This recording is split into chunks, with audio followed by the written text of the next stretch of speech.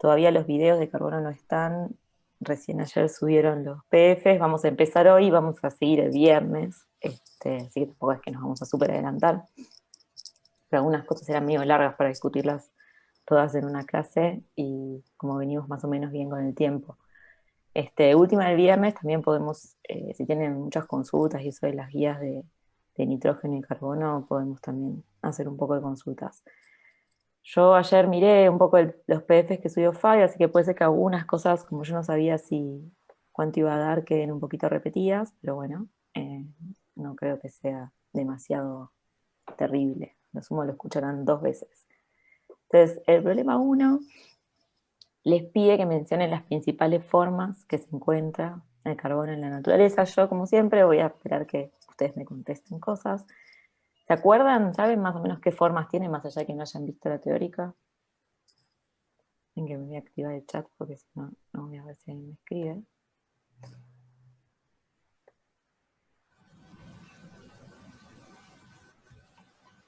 Diamante grafito, dice ahí. Dicen ahí Ahí. varios. Espera que no sé por qué no lo... Ahí está. Perfecto, diamante grafito. Bien, esas son las que uno más o menos conoce como más tradicionalmente, pero vamos a ver que también otra de las cosas que aparece, digamos, en la naturaleza es algo que se denomina comúnmente como carbono amorfo, ¿sí? Que ahora lo vamos a ver, esos tubitos. Bien, estamos hablando, supongo, de los nanotubos de carbono que está tratando de decir Agustín. Hay que ver eso, o sea, van a ver que después hay otras formas que son minoritarias, es decir, estas serían las que yo les puse acá, son como las formas principales. Esto les va a contar bastante más de las minoritarias y los fullerenos y cosas, eso vi que está bastante en la teórica de Fabio, así que yo no lo voy a repetir, aunque sea para que sea un poquito complementario. Entonces, estas serían como las formas más abundantes y principales del carbono. Y ahora vamos a hablar también un poquito del grafeno. Y una de las cosas que a mí por ahí me llamaba un poco la atención es, obviamente grafito y diamantes son las cosas como que se conocen hace un montón, miles, no sé, no miles, pero cientos de años, finales del siglo XVIII. Lo que me parece re loco es que ya a finales del siglo XVIII ya sabían que el grafito y el diamante, las dos cosas estaban hechas por carbón, cosas que son, digamos, con propiedades en cosas tan opuestas. Entonces ahí yo les copié una página que cuenta un poquito la historia para la gente que les gusta así la historia de la química y cómo las cosas se iban descubriendo, digamos, cuando ni siquiera tenían como demasiado claro que había átomos. Eso me pareció interesante, se los pongo ahí por si alguien me quiere chusmear. Entonces, vamos a ver un poquito cómo, yo sé que algunos, o sea, esta historia del grafito y el diamante es bastante conocida en el sentido de cómo son sus estructuras, vamos a repasarlas un poquito. Entonces ya, no sé si todos las conocen, pero la estructura de grafito es una estructura en capas, y en cada capa lo que ven es que tienen como esta alternancia entre simples y dobles enlaces, donde ¿qué hibridización tendría, en este caso el carbono, en cada uno de estos carbonos en la estructura? sp2, muy bien, ¿sí? Entonces lo que queda es que queda un orbital p, ¿sí? Que está, digamos, perpendicular al plano, ¿sí? Que tiene electrones, y es lo que se suele ver, esto de esa nube deslocalizada, etcétera. Eso, si no mal no recuerdo, también se discute de algo en inorgánica 1. Entonces, eso es parte de lo que da las propiedades del grafito. El grafito es la forma más estable de carbono, ¿sí? Lo que sería temperatura, presión y temperatura ambiente. Y lo que se ve es que tienen, ahí les pedían el problema que discutan esto de las distancias. Fíjense que tiene una distancia cortita, obviamente, de los enlaces carbono-carbono, y una distancia bastante más grande, ¿sí? Entre capas.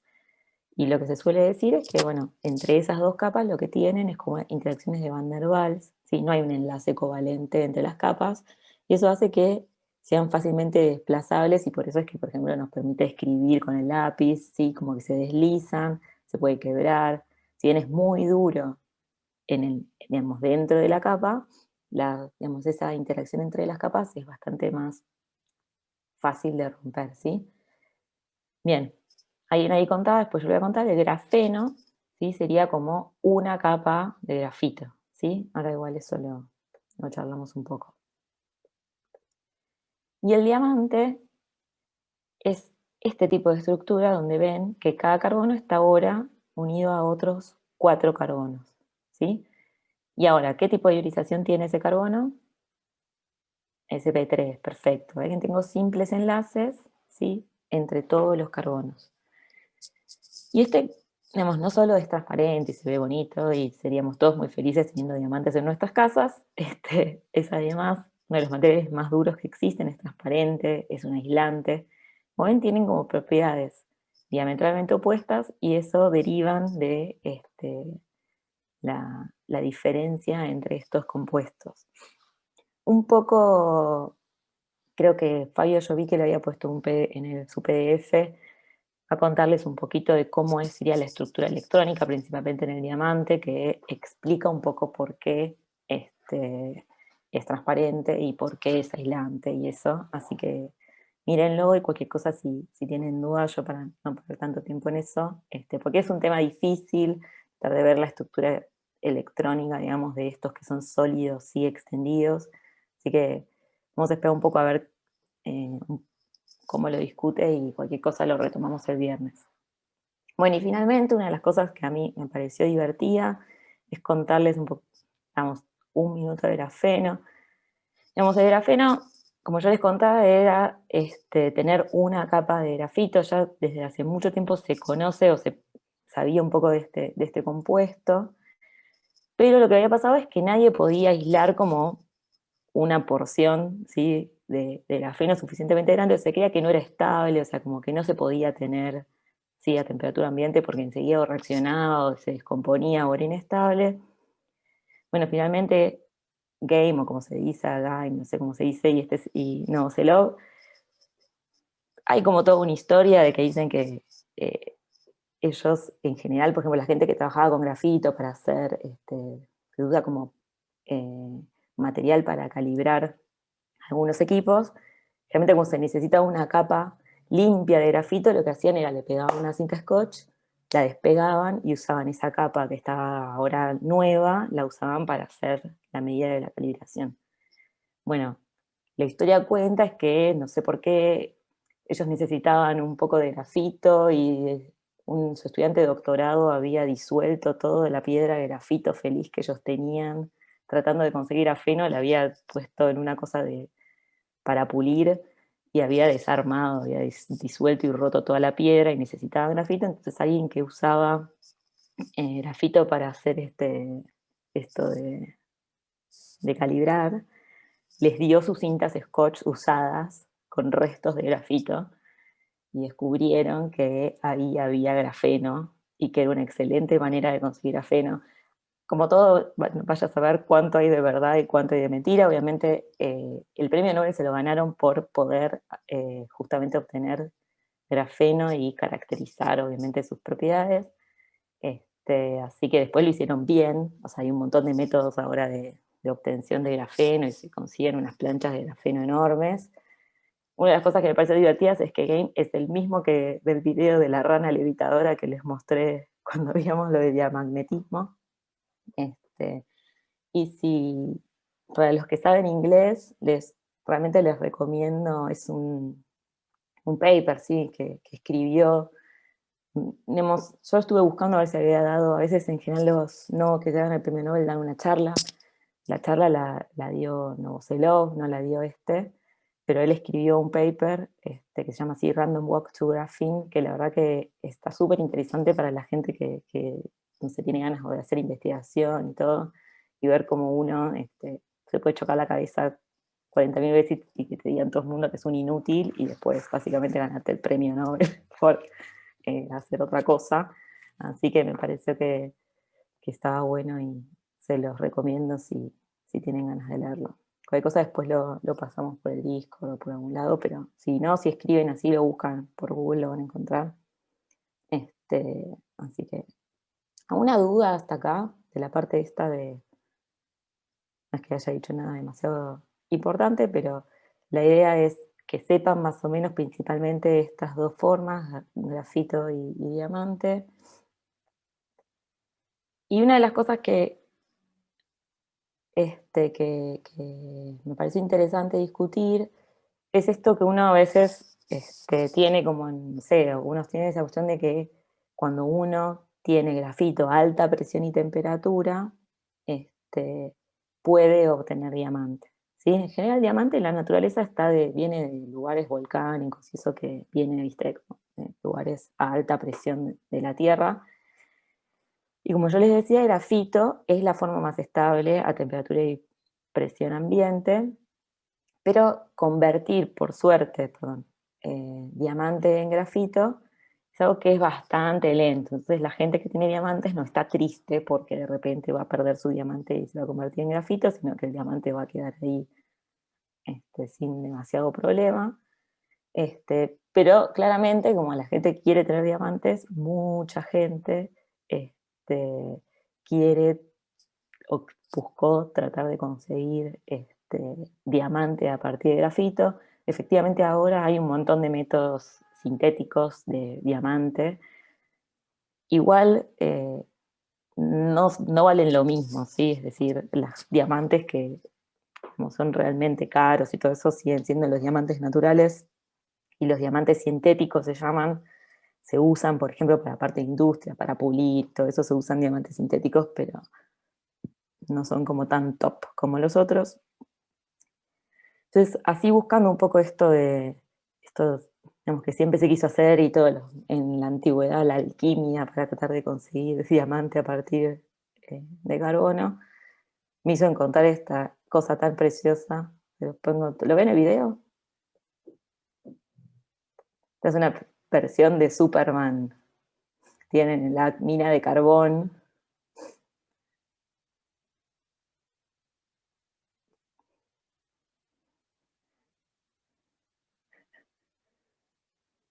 Me pareció brillante como obtiene además un diamante perfectamente pulido como para poner directamente en el anillo.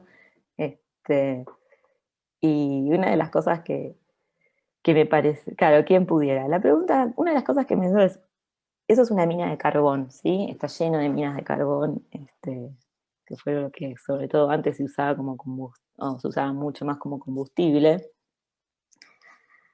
¿Les parece que es fácil, o sea, más allá de eso, más allá de obviamente no somos Superman, ¿les parece que es algo que eso se puede hacer? O sea, es la manera correcta, es decir, si yo agarro esos carbonos, los meto a temperatura alta y presión alta, ¿eso va a pasar? ¿Qué les parece?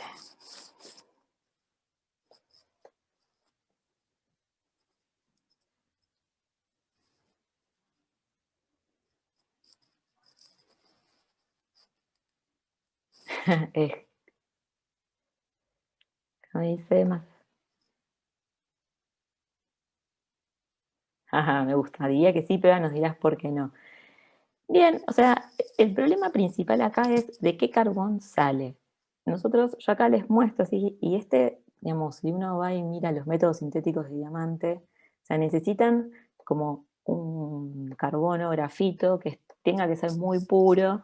No es que lleve infinito tiempo en el sentido si esto de digamos, la síntesis de los diamantes sintéticos, no es que lleva muchísimo tiempo, es ponerlo como en condiciones correctas, pero tienen que partir de un grafito de alta pureza, ¿sí? Y ahora vamos a ver, que es un poco por eso quiero hacer el nexo con lo que sigue, que estas minas de carbón no tienen mucho grafito, ¿sí? Y es carbón que está en otra forma. Entonces, ay, perdón, quiero volver a ver a Superman. Entonces, ahí va en la parte que seguía, yo no le volví a copiar acá la parte del problema porque no me entraba, pero fíjense que las otras cosas que hay de carbón en la naturaleza, se los puse tanto en inglés como en castellano porque a veces es difícil, por si encuentran una cosa de nuevo, no se confundan. Es que, por ejemplo, el carbón mineral, que es el de la mina esa, que se llama coal en inglés, es la fuente que es más abundante de carbón. Es una roca que viene de digamos, de cosas, restos vegetales, ¿sí? De los bosques primitivos, que viene de estar, sí, digamos, así a la intemperie y a altas presiones y qué sé yo, que eso se genera, o por ejemplo el carbón vegetal, que es el que se usa en los asados, que es el que todos conocemos, este, que se usa por quemar básicamente madera y residuos vegetales sin aire. Todo eso, si bien tiene carbón, en este caso es bastante carbón, pero fíjense que lo que pueden encontrar en los minerales hay entre 60 y 90% de carbón. Y todo el resto es materia orgánica, ¿sí? Materia que tiene, tenemos hidrógeno, azufre, nitrógeno, oxígeno, o sea, no es algo, un compuesto puro. Entonces, claramente poniendo a presión eso, no van a obtener diamante, aunque lo pongan a la presión y temperatura que quieran. Entonces eso es como que me hizo un poco de gracia, pero bueno, eso es un poco de las cosas que hay que tener en cuenta cuando uno piensa en estas cosas. Y como fíjense que este problema es bastante así como bibliográfico. Esto básicamente uno puede ir buscando en internet y buscar en los libros. En general no hay mucho de esta parte, pero está bueno porque a veces saber qué es lo que estamos usando cuando hacemos un asado. Después tenemos este otro que te preguntaban, que es el coque, que esto lo que hacen es calcinar por ejemplo, la hulla, que es un carbón mineral. ¿Cuál es la importancia de esto? Es que se usa como combustible y se usa reductor en altos hornos, que lo vamos a ver cuando hagamos metalurgias, que faltan un par de días. ¿Sí? Bueno, y finalmente, esto que yo les decía que son carbonos amorfos. Carbono amorfo primero puede ser una manera como general de hablar de todas estas cosas porque no tienen como una estructura cristalina definida, ¿sí? Pero de cualquier forma se podría también usar para, qué sé yo, si uno sintetiza carbono que no tiene ni la estructura de grafito ni diamante, porque si bien tiene como orden local, no hay ningún orden de largo alcance se llama, o sea, no es una estructura cristalina de largo alcance que se pueda describir. Eso a veces también se llama carbono amorfo, por más que sea simplemente carbono. ¿Sí? Ahí está, sí, me encantaría que... Entonces vamos a conseguir a Superman para que nos convierta el carbón del asado en diamante, sería fantástico.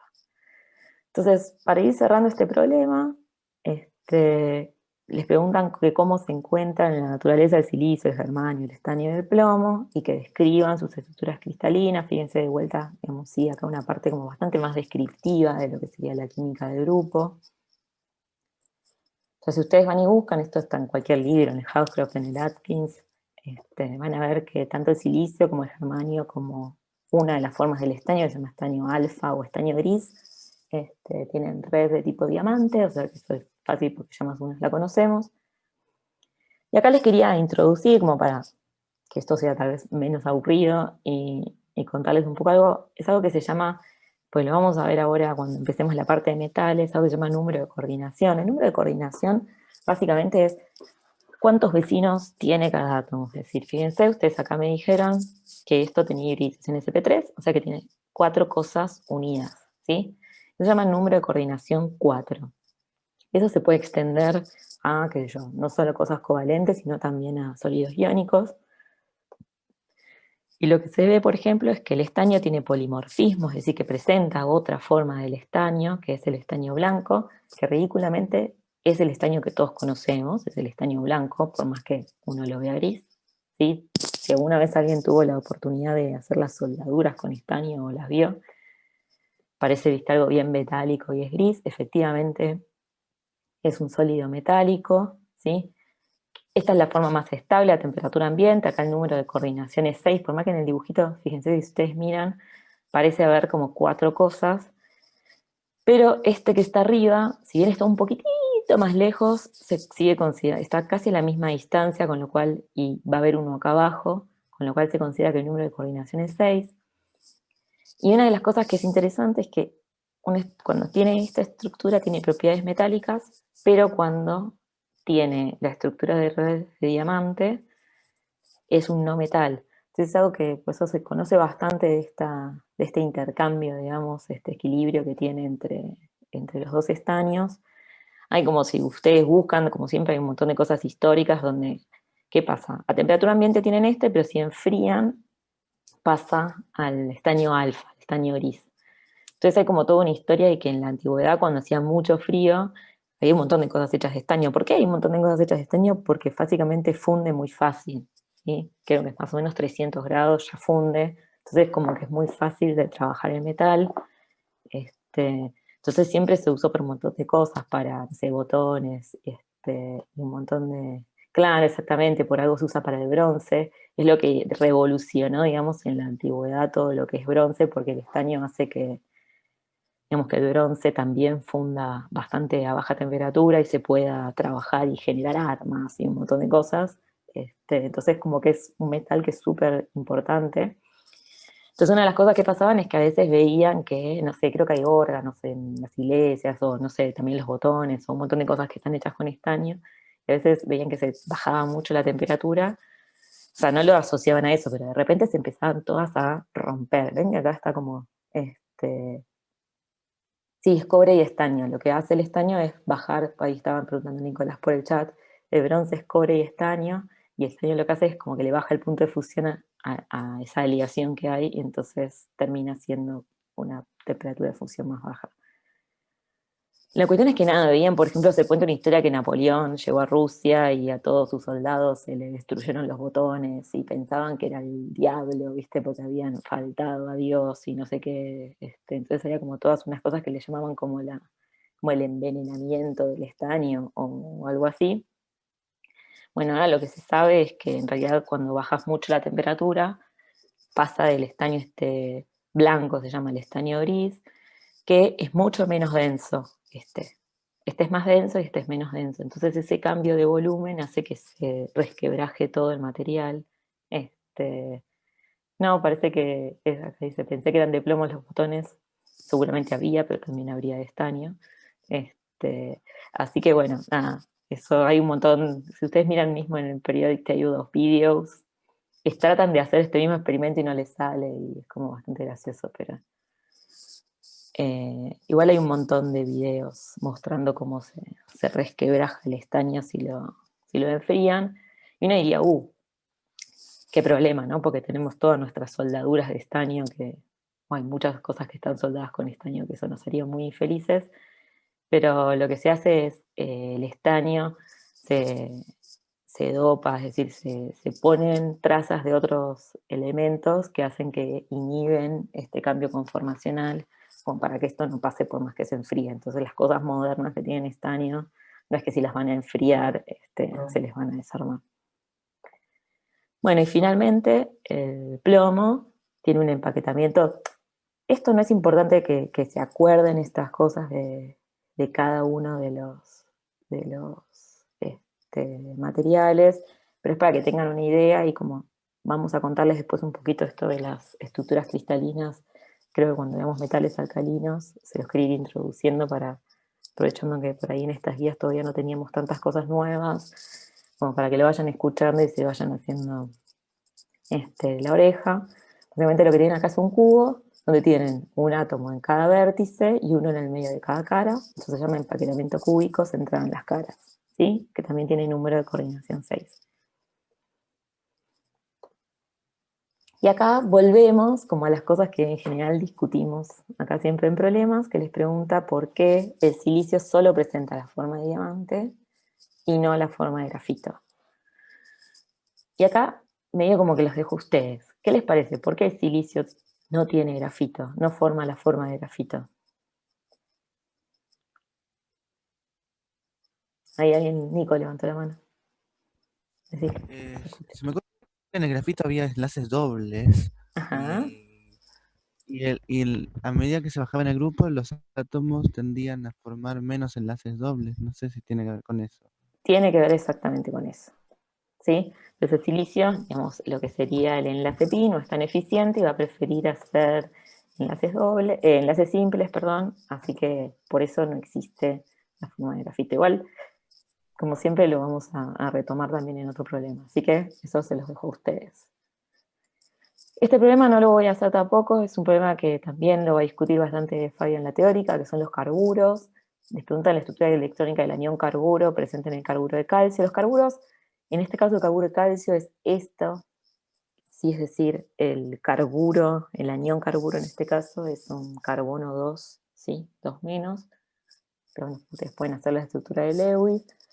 No todos los carburos tienen este anión, que se puede llamar también acetiluro, no todos tienen ese mismo anión, pero vi que de vuelta Fabio lo va a contar bastante, así que no los quiero seguir aburriendo con la parte por ahí más descriptiva, así que eso después mírenlo en la teórica y cualquier cosa que les duda que les quede, lo charlamos, ¿sí?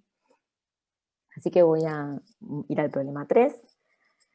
De nuevo, analice por qué el dióxido de carbono es un gas, mientras el resto de los dióxidos de grupo son sólidos. Y acá una de las cosas que nosotros hicimos un problema parecido, creo que era con el dióxido de azufre y el dióxido de selenio y el dióxido de teluro, ¿era? ¿No? No me acuerdo, en la guía de azufre hicimos algo muy parecido. En esa guía nos daban las estructuras, yo se las puedo dar, tienen el dióxido de carbono, tienen dióxido de silicio, ¿sí? Donde tienen esto también, silicio tiene una hibridación, lo que sería sp3, y tengo todos simples enlaces silicio-oxígeno. Este es el dióxido de estaño, este es el dióxido de plomo. ¿Qué les parece acá? O de germanio, no me acuerdo ya cuál puse ahí. ¿Cuál les parecería qué es lo que tenemos que analizar acá?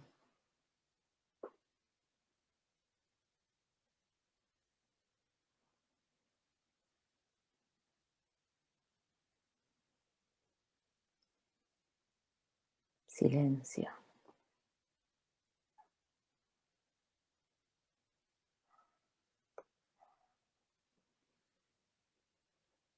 Ah, perdón, la pregunta era que les dicen, ¿por qué este es un gas mientras que todos estos son sólidos? Acá dice las reacciones intermoleculares. ¿En qué sentido, Ignacio? Obviamente es lo que me determina lo que serían los cambios de fase, las interacciones intermoleculares.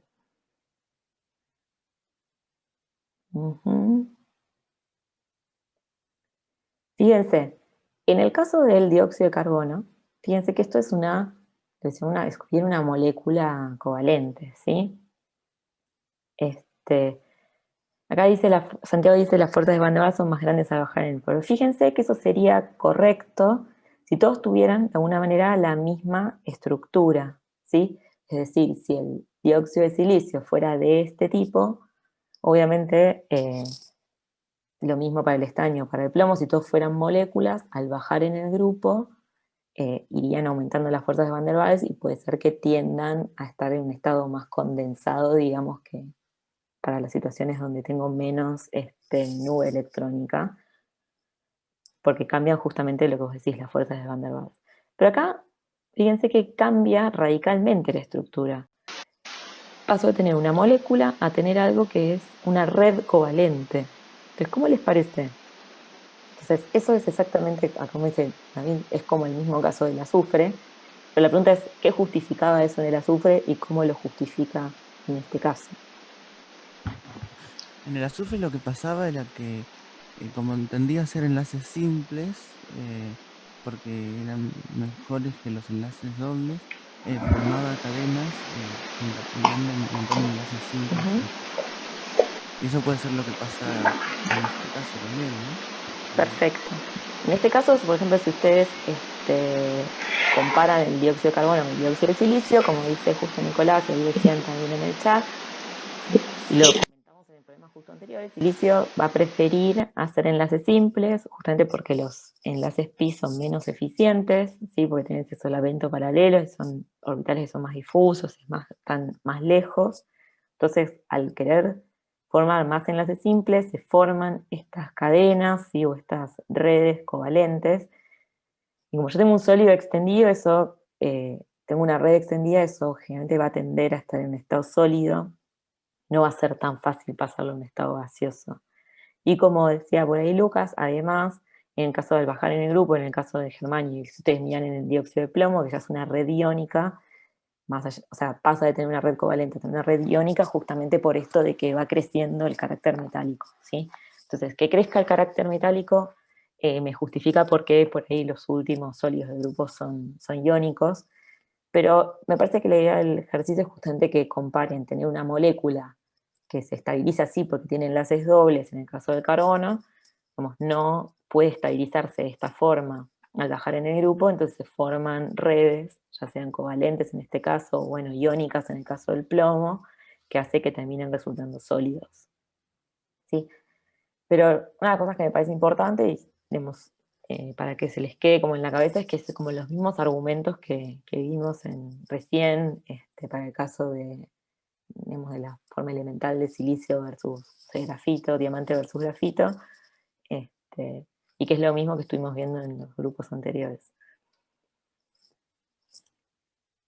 Siguiendo este problema, bueno, acá perdón, esto ya lo vi que es la misma cosa que comparó pues Fabio también en su clase, es que si ustedes se fijan, en el caso del carbono, dice que si hacer este doble enlace, ¿sí? Es como mucho más, es mucho más energético que dos simples enlaces de carbono, mientras que en el caso del silicio, tener este doble enlace, si bien no es que sea un enlace débil, ¿sí? El doble enlace silicio-oxígeno, es mucho mejor tener dos simples enlaces que tener un enlace doble. Y eso es lo que determina, digamos, lo que sería la estructura.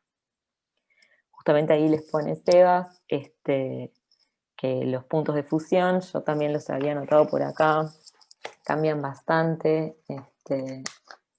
ya perdí donde lo anoté, pero cambian bastante mismo al bajar ahí en el grupo y muchas veces los puntos de fusión te buchonean bastante si es un sólido covalente, si es un sólido iónico, si es un sólido molecular, se llama. Realmente los sólidos moleculares como el dióxido de carbono, por ejemplo, está sólido en el hielo seco. Todos los que han visto hielo seco alguna vez vienen dióxido de carbono sólido.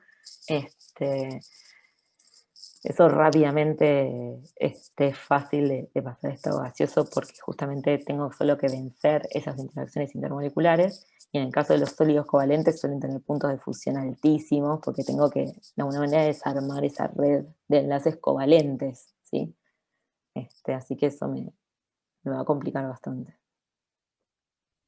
Una pregunta, ¿cuál sería un sólido molecular? ¿El diamante, por ejemplo? No, los sólidos moleculares se llaman cuando las moléculas pasan a un estado sólido por interacciones intermoleculares. Entonces, Pero- lo que sería el hielo seco es un sólido molecular. Los perdón, me sólidos, confundí. Quería decir claro, covalentes. los sólidos covalentes son cuando los sólidos que son redes de enlaces covalentes, que sería, por ejemplo, no sé, el dióxido de silicio. Un sólido covalente también va a ser el diamante, es un sólido covalente. Está bien, Pero, gracias. y una pregunta, el sólido iónico versus sólido covalente, ¿cuál sería más fuerte? Habría que Ahí ver. depende un poco de la energía de la red. Mm, En general, los sólidos covalentes suelen ser a veces más altos en energía, pero no es, o sea, hay algunos sólidos iónicos que tienen cosas parecidas. no sé, por ejemplo, bajando en el grupo el plomo, dijiste que ya el óxido era iónico, El ¿no? óxido de plomo creo que tiene una temperatura de fusión. En este caso, la temperatura creo que más alta es la del dióxido de silicio. Lo tenía anotado, lo perdí. Mm, Infinidad de cosas que tengo. ok, Así lo gracias. encuentro rápido, se los chusmeteo.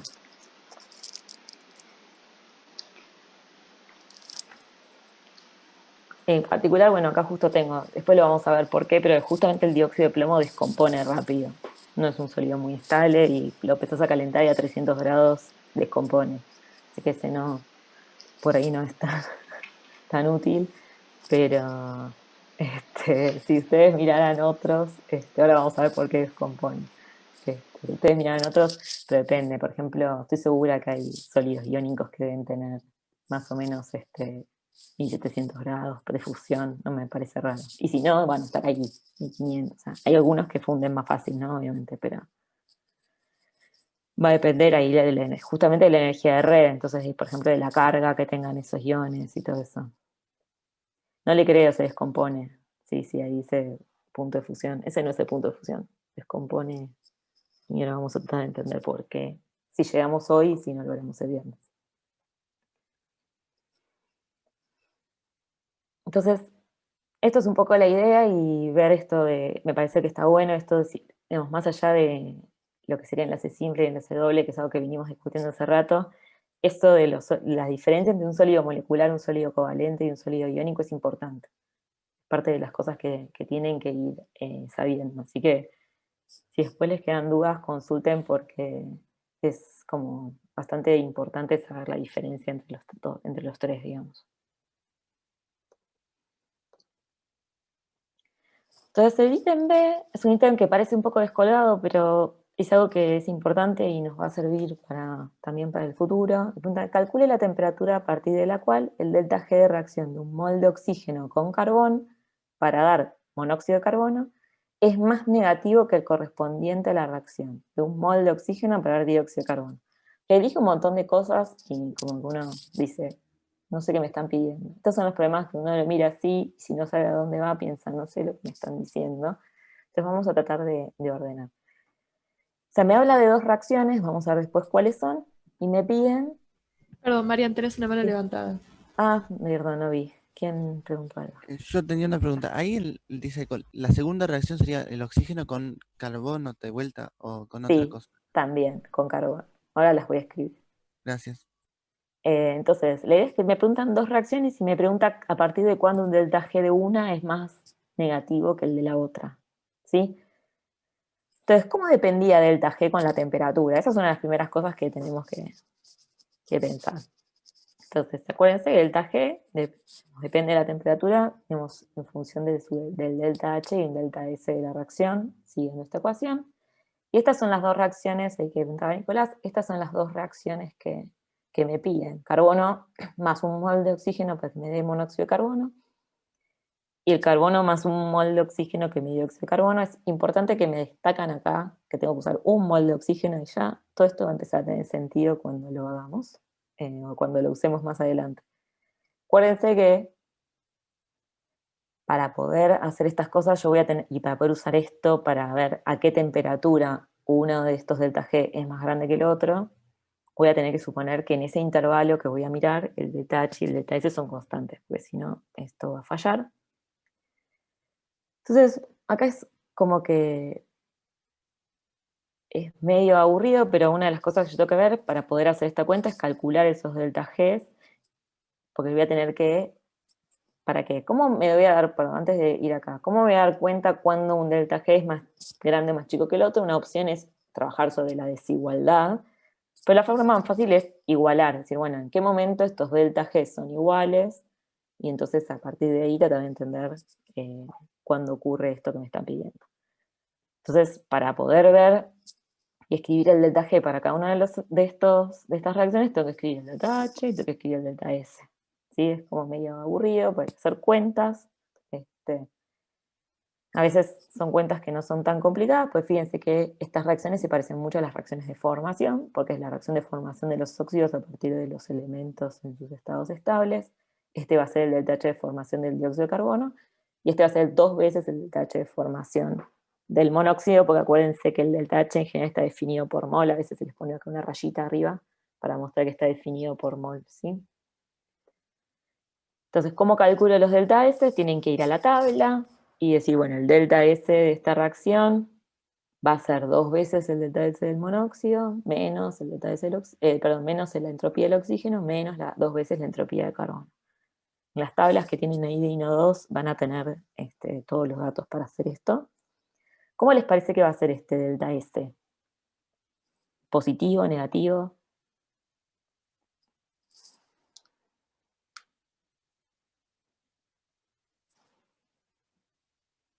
Fíjense los moles de gases que están involucrados. Perfecto, acá dicen, el primero va a ser positivo, que ya está, y el segundo, como tengo un mol en cada caso, no voy a saber. Ustedes hacen esta cuenta, uno esperaría que, no sé si va a ser más o más chico que 0, pero no, va a ser un número pequeño, ¿sí? Porque el número de moles que intercambian van a ser lo mismo. Entonces fíjense que acá, como esto es positivo, lo que yo voy a ver es que el delta G cada vez se hace más negativo.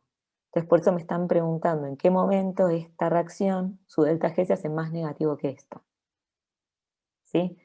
Fíjense que si este delta S en el caso, perdón, del dióxido de carbono es 0, fíjense que el delta S determina la pendiente. ¿Sí? Ahora lo vamos a graficar igual. Entonces, si esto es la pendiente y yo calculo que va a ser un número muy chiquito a 0, ¿cómo va a ser ese delta G en función de la temperatura?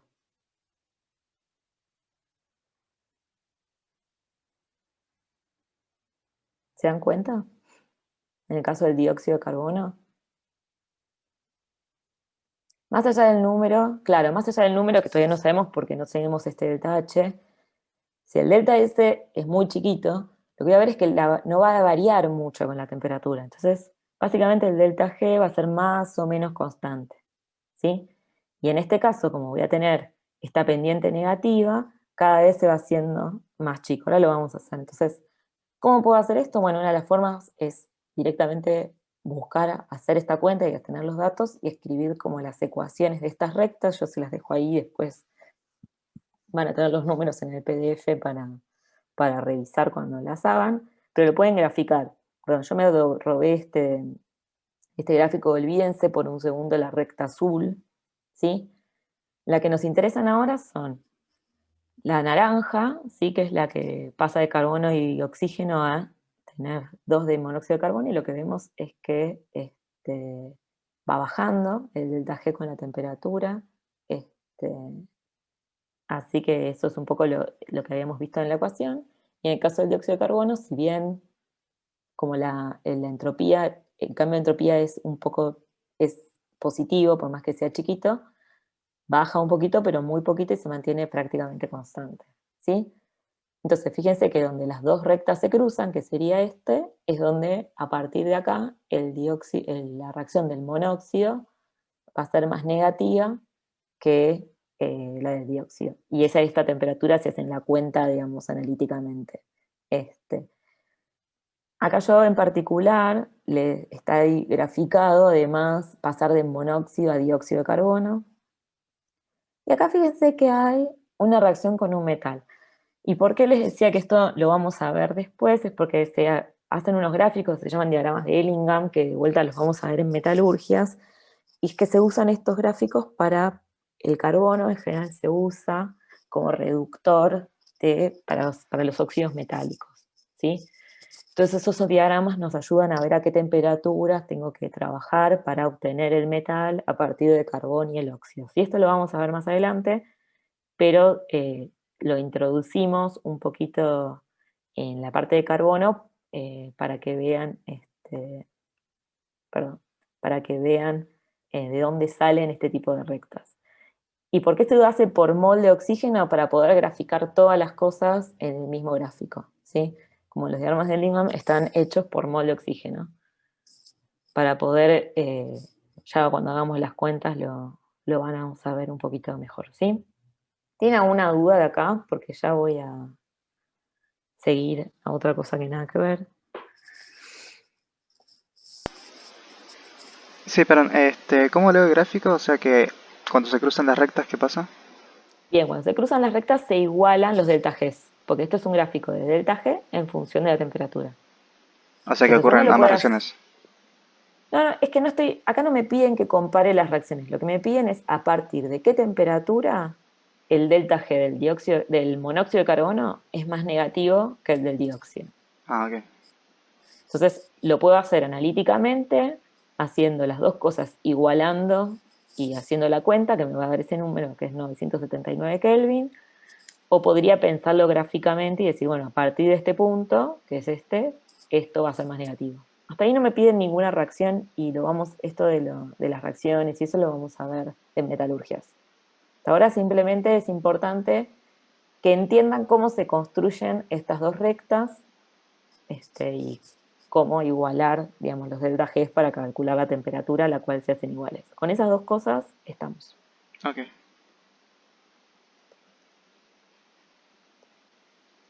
Bien, y acá estamos entrando en terreno muy conocido, que vamos a discutir un poco esto de lo que sería la estructura electrónica del monóxido de carbono.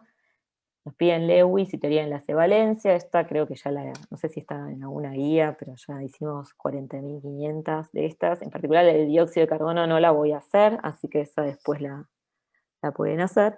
Voy a discutir un poquitito del monóxido de carbono, porque alguna molécula que parece tan boba, vamos a ver que tiene como un montón de cosas, y a veces se lo considera como la pesadilla de los docentes de química inorgánica, porque la realidad es que uno, cuando lo mira con los modelos simplificados, el monóxido de carbono hace cosas raras. Ustedes hacen estructura de Lewis, les va a quedar que esta es como la estructura que parece que me permite completar el octeto, digamos, de los dos átomos. Pero cuando van y calculan las cargas formales, me queda una carga -1 en el carbono y una carga +1 en el oxígeno, y a la gente esto ya como que no le gusta, ¿sí? Como dicen, el oxígeno es más electronegativo y como que genera como un poco de ruido que esto pase así. Entonces, ¿qué es lo que solíamos hacer esto? Oh, bueno, no, es que el modelo de Lewis es como muy simplificado y no sirve para, o sea, si bien está bueno, como que para estas cosas a veces no es tan acertado. Entonces, ¿uno qué hace cuando quiere hacer algo mejor que esto?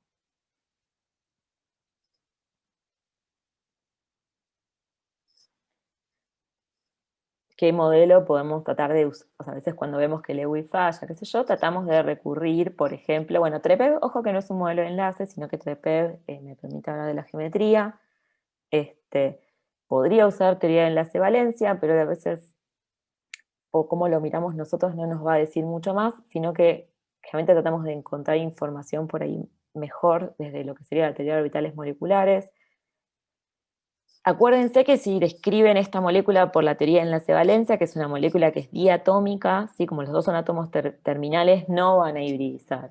Eso es como algo clave. ¿Sí? Acá vamos a decir que tenemos un enlace entre, digamos, directamente en lo que serían los orbitales canónicos en los P's. ¿Sí? No vamos a usar hibridización porque no tenemos una molécula con átomo central. ¿Sí? Así que eso grábenselo. Por eso ni siquiera la hice esto, pero pueden hacerlo, es un enlace de sigma, puede ser entre los P, Z, digamos, de carbono y oxígeno, y los P's entre los otros dos P's. Pero una de las cosas que uno podría hacer es construir el diagrama de orbitales moleculares. En este caso tengo una molécula diatómica que es heteronuclear, yo acá ya se los escribí. Acuerden, cosas que tengo que recordar, tengo que poner los orbitales atómicos del carbono a más energía que los del oxígeno, que es más electronegativo. Todo repásenlo, no voy a adentrarme mucho para no perder mucho tiempo. En este caso se los cuento, esto tiene como el orden, en principio los orbitales es como el del nitrógeno 2, son moléculas que son isoelectrónicas, y el orden acá van los pi, van a estar a menor energía que los sigma.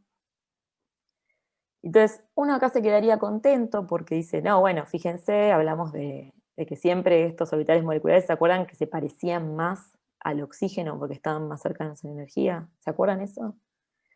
Entonces, cuando yo miro orbitales moleculares, mirando este diagrama, ¿dónde me dice que está la densidad electrónica? ¿En el carbono o en el oxígeno? Acá me dice que está en el oxígeno. Entonces los químicos que somos inorgánicos y que miramos la electronegatividad decimos, sí, bueno, esto explica todo feliz porque el oxígeno es más electronegativo y efectivamente tengo que tener la densidad electrónica ahí. Bueno, la cuestión es que la gente va y mide esta molécula y, por ejemplo, una de las cosas que miden es el momento dipolar y miran que es un momento dipolar muy pequeño, sí, por más que sea una molécula polar, tiene un momento dipolar, esto por ahí no tiene idea los números, pero esto es un momento dipolar muy chico. Y la densidad electrónica está en el carbono, la densidad electrónica está en el carbono, con lo cual Lewis no estaba tan desacertado, y no en el oxígeno. Entonces acá es como que la gente colapsa y los docentes de química inorgánica ya no podemos explicar nada. ¿Y a alguien se le ocurre qué puede estar pasando? No es una pregunta fácil, pero quiero ver si a alguien se le ocurre alguna hipótesis de por qué, digamos, este orbital molecular de repente me falló y no me está diciendo lo que yo quiero saber.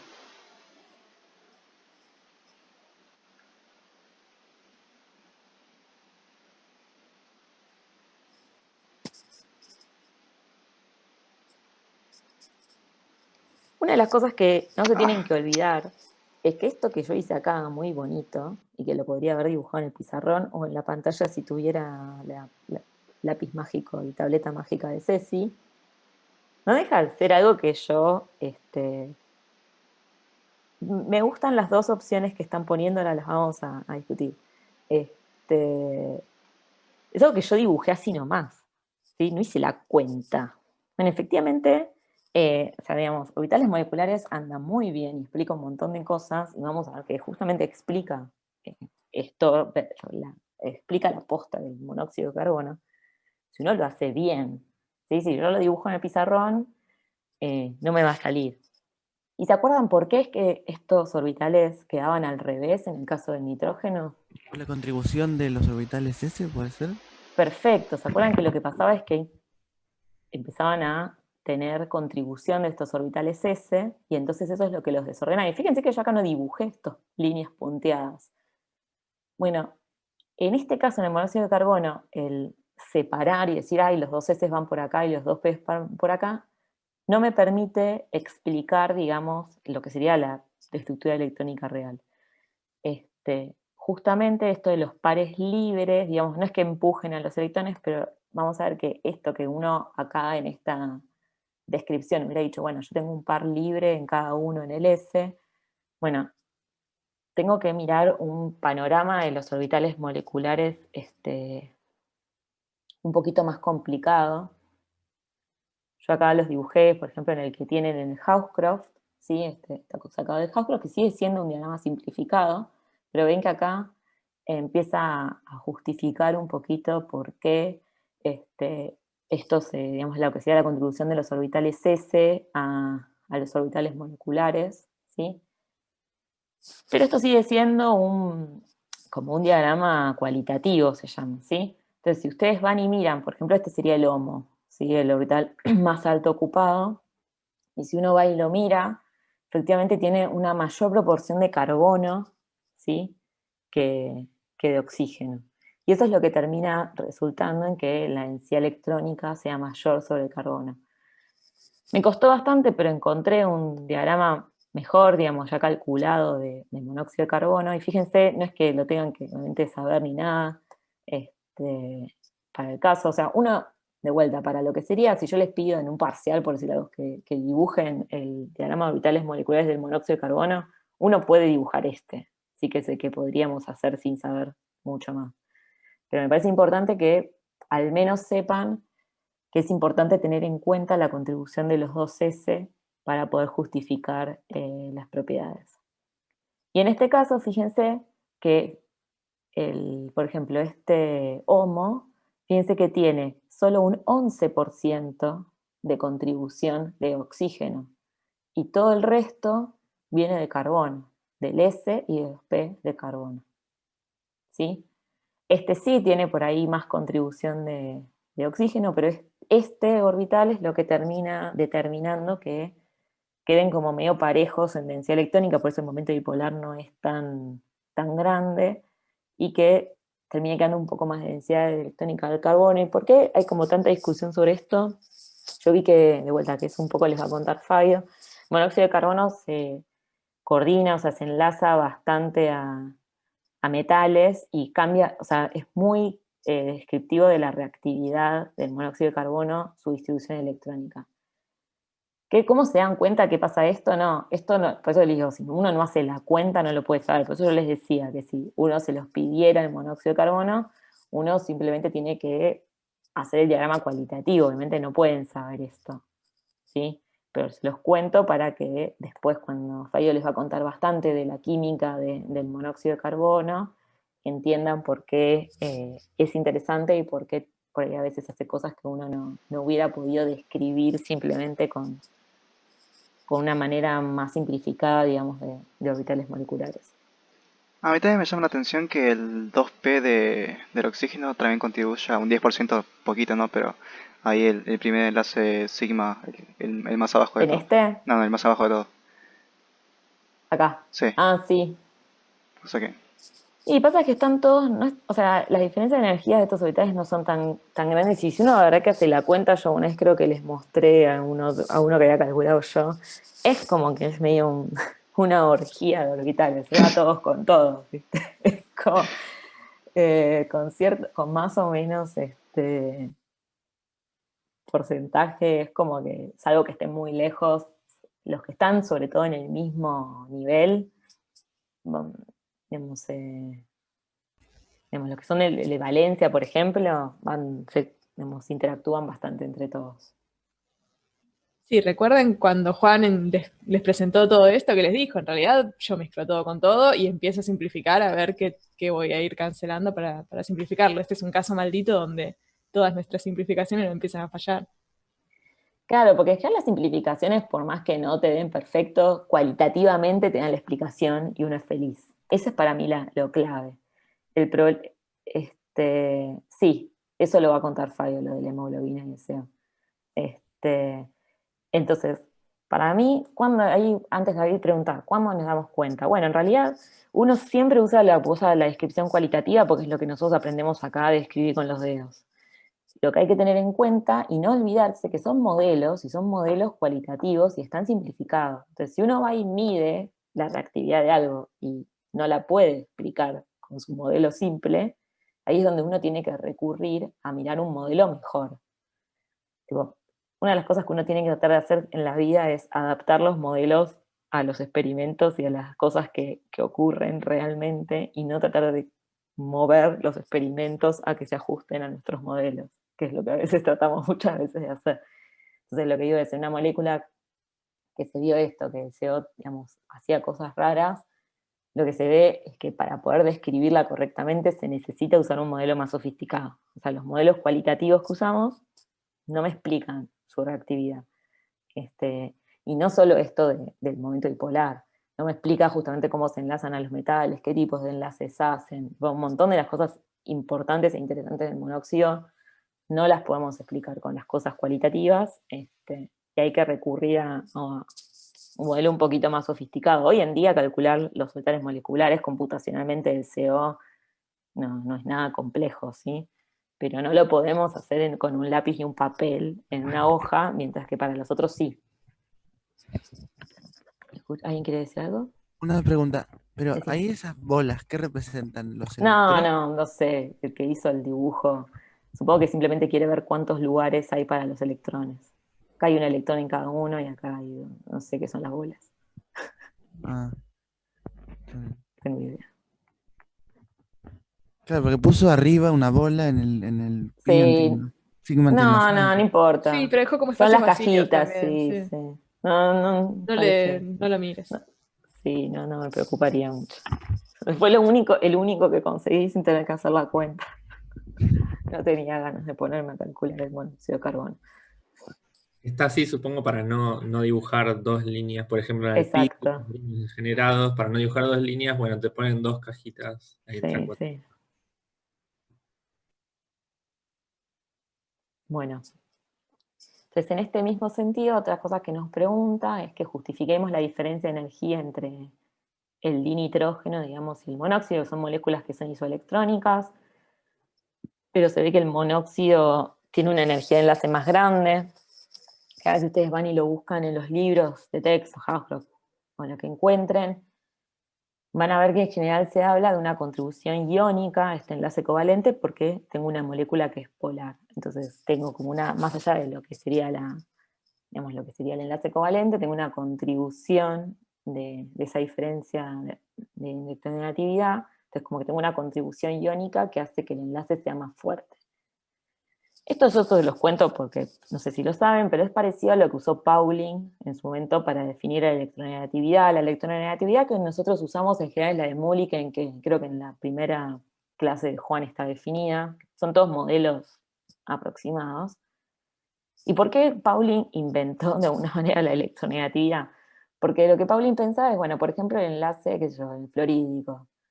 Él suponía que el enlace entre el hidrógeno de flúor tenía que ser parecido a la mitad de un enlace hidrógeno-hidrógeno más la mitad de la energía del enlace flúor-flúor. Pero se dio cuenta que esta energía era mucho más grande. Entonces, como que definió la electronegatividad para justificar, digamos, esta diferencia, diciendo, no, bueno, esta energía de enlace es mucho más grande por tener la electronegatividad, ¿sí? Entonces, es como que tiene como un mismo aire. Bueno, esto si ustedes lo buscan, la justificación está en la mayoría de las cosas, van a encontrar justamente esto. Bueno, alguien obviamente, porque a la gente le encanta mirar estas cosas de lo que sería lo que es la química tradicional de los libros y todo, y mirarlas con los nuevos métodos computacionales super guachihuau. Y como que miraron todos los términos que contribuyen al enlace, que la parte, que las repulsiones, que bla, bla, bla, y pueden como ir desglosando cada una de estas cosas. Y básicamente parece que esa no es la explicación, no importa. O sea, si ustedes a alguien se los pregunta, ustedes tienen que decir que los enlaces polares, digamos, a comparar moléculas isoelectrónicas, esta molécula tiene mayor energía de enlace por la contribución iónica al enlace covalente, porque es lo que dice el libro, pero para mí es importante que uno tenga la idea de que a veces las cosas son más complicadas de lo que parece, y por eso comento esto un poco porque justo Ana lo había comentado antes.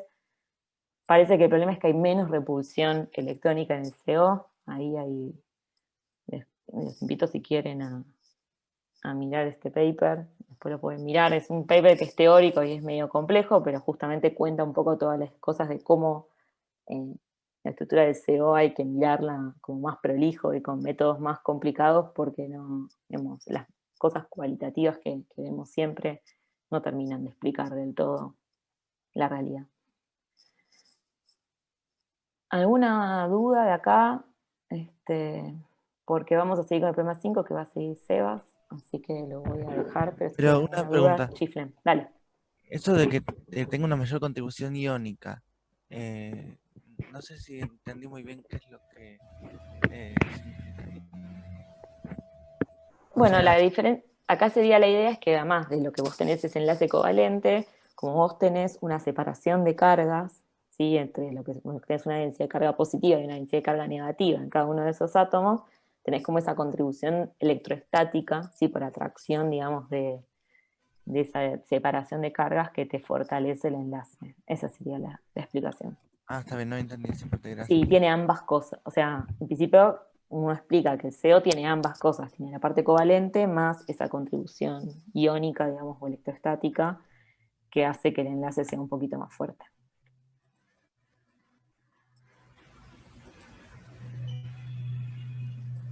¿Sí? ¿Alguna otra duda? ¿O lo dejo a Sebas?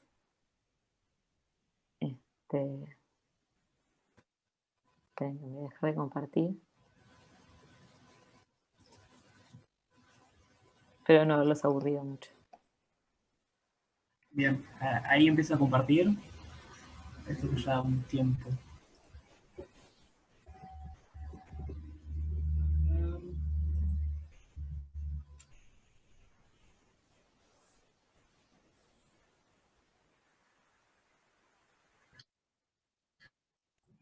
Ahí se ve, ¿no? ¿Ya? Sí, se ve. Perfecto. Me adelanté. Bien. Ahora vamos a hacer el problema 5. Este problema, vamos a ver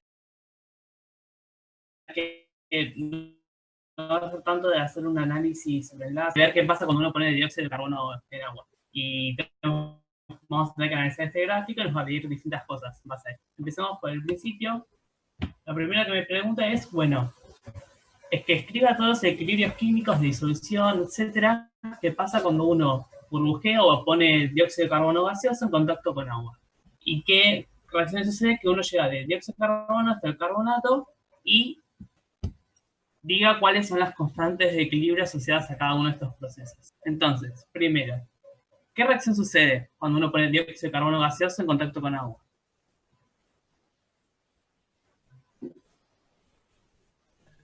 Se hace ácido carbónico. Antes que eso va a ser un proceso más grande, pero lo primero que va a suceder, ¿qué va a ser cuando uno pone un gas en contacto con agua?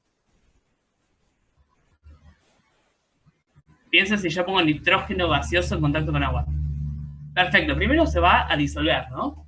Entonces, la primera reacción que uno puede escribir no es en sí una reacción química, pero va a ser la disolución del gas.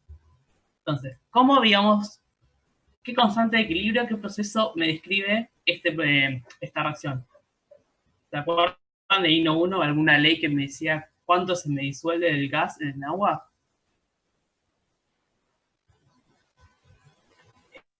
Esa es la energética, pero hay una ley muy característica de gases, no sé si se acuerdan, que me dicen cuánto se disuelve. ¿Se acuerdan de la ley de Henry? Perfecto, ahí está, bien. Claro,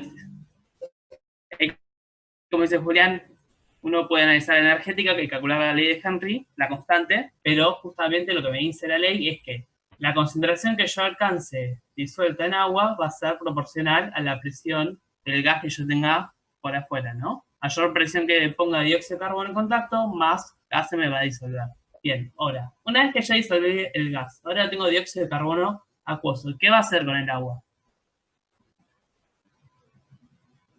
Una ya había dicho antes, no me acuerdo quién, de que iba a formar el ácido carbónico, ¿no? Esto de nuevo también tiene una expresión de equilibrio, una constante de equilibrio asociada, que yo lo podría escribir, por ejemplo, la concentración de ácido carbónico que yo obtenga, dividido la cantidad de dióxido de carbono que yo tenía en agua. Ahora, ¿se acuerdan cómo pasaba esta reacción? La habíamos visto en la guía de oxígeno, creo. Uno tenía el dióxido de carbono, teníamos una alta densidad de carga positiva sobre el carbono y venía mi molécula de agua con una densidad de carga negativa sobre el oxígeno. Y sucedía esto de acá. ¿Se acuerdan cómo se llamaba? Cuando la densidad de carga negativa ¿Ataque nucleofílico puede ser? le pega esta densidad de carga positiva. Perfecto, ataque nucleofílico. Entonces, sucede esta reacción, se rompe uno de estos dobles enlaces y uno obtiene finalmente el ácido carbónico. Ahora, una vez que yo tengo el ácido carbónico, los demás pasos son bastante directos. Una vez tener un ácido diprótico en agua, se va a empezar a disociar, donde cada paso va a tener una constante de acidez asociada, ¿no?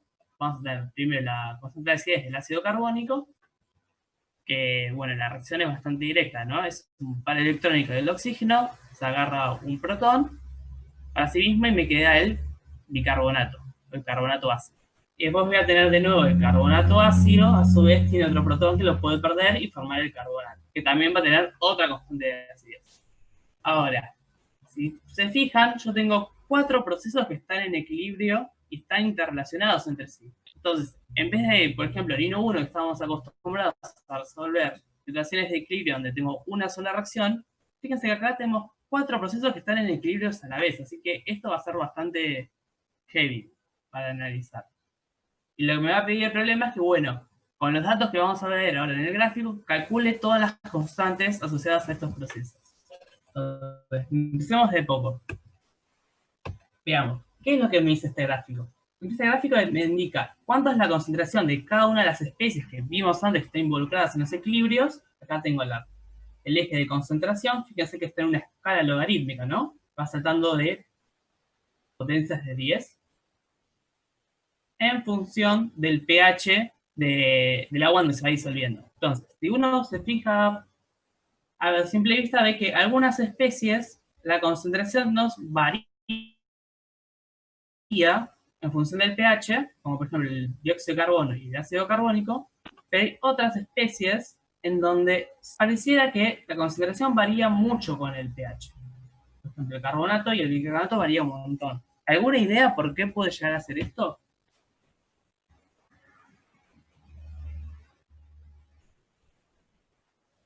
Del bicarbonato. O sea, cuando es medio ácido, estás desplazando el equilibrio, así que tenés desprendimiento de dióxido de carbono. Claro, perfecto. La respuesta así más directa sería que la formación de estas especies se encuentran vinculadas con una reacción que hay protones en el medio. Entonces, por ley Letelier, va a depender fuertemente del pH. Sin embargo, el dióxido de carbono y el ácido carbónico, su formación vimos que no está relacionada a una concentración de protones. Y de hecho, fíjense que el dióxido de carbono también se mantiene constante. ¿De qué dependía cuánto dióxido de carbono tenía en agua? No sé si se acuerdan de la ley de Henry. De la presión del gas, ¿no? Claro, perfecto. Depende de la presión de dióxido de carbono que yo esté en contacto. Y una característica de este gráfico acá es que están hechos a presión de dióxido de carbono constante.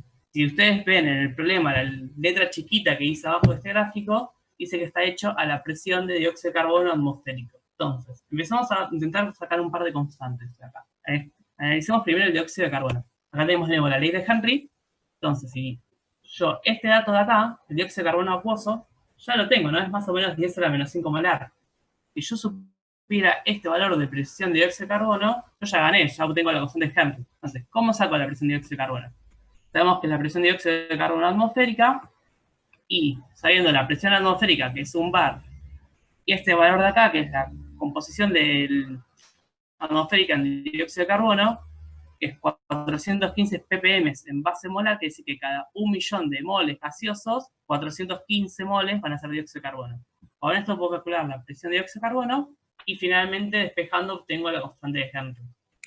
Ahora. Con esos 415 ppm, ¿de dónde salieron? Me perdí.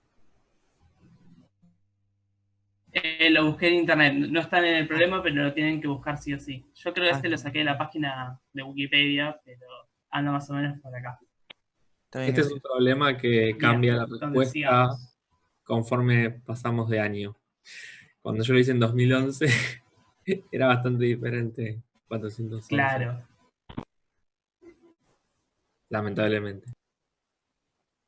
Así que bueno, pasemos ahora al ácido carbónico. Y de nuevo también es bastante directo el cálculo, ¿no? Ya conocemos el gráfico, el dióxido de carbono acuoso. Del gráfico también sabemos cuánto ácido carbónico hay. Hago el cociente y me va a dar más o menos 1 por 10 a la menos 3. Entonces, veamos qué pasa con las otras dos. Entonces, la forma directa que hacemos es, primero, expresamos la expresión de la constante de equilibrio. Entonces, ácido carbónico, ya conocemos acá, pues, de este lado no tengo problema. ¿Cómo puedo obtener estos dos valores? ¿Alguna idea? ¿Los protones del pH podrías usar para eso? Claro. Una forma que podría ser, por ejemplo, es, bueno, si yo sé que esta es la concentración de bicarbonato en función del pH, me paro en cualquier valor de pH, por ejemplo 5, ya sé que es 1 por 10 a la menos 5 la concentración de protones, subo, me choco contra la recta, me vengo acá, y es más o menos un poquito menos de 1 por 10 a la menos 6. Esa es una forma de hacerlo, pero no es la mejor manera porque va a tener bastante error asociado. Yo puedo aprovechar de que estas expresiones son rectas, intentar derivar matemáticamente la expresión de esta recta. Entonces,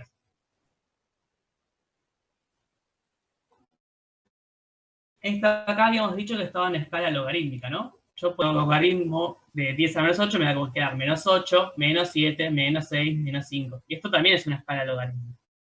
Entonces, de esta expresión de acá, yo podría aplicar logaritmos de los dos lados.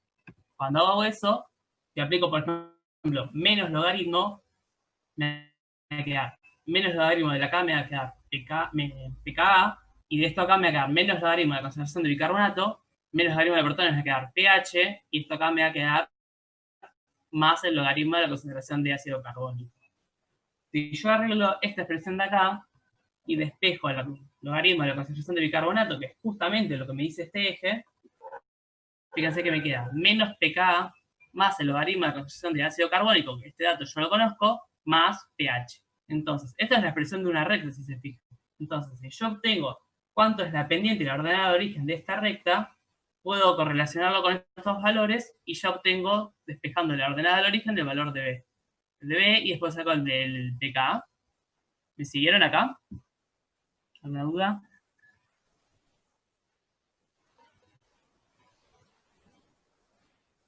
Bien, si quedan todos callados, espero que hayan seguido. Perfecto. Todo bien, todo bien. Bien, entonces. Pero Por el este ácido, perdón, el ácido carbónico, ¿no tenías el dato de eso? Claro. No voy a obtener de esta ecuación de la recta, voy a obtener la concentración de ácido carbónico menos el valor de pKa. Este dato ya lo tengo. Entonces, yo conozco B y conozco este, puedo despejar este de acá. Ah, está bien. Bien, entonces, ya me saqué 3 de los 4. Vamos por el último, que es el carbonato.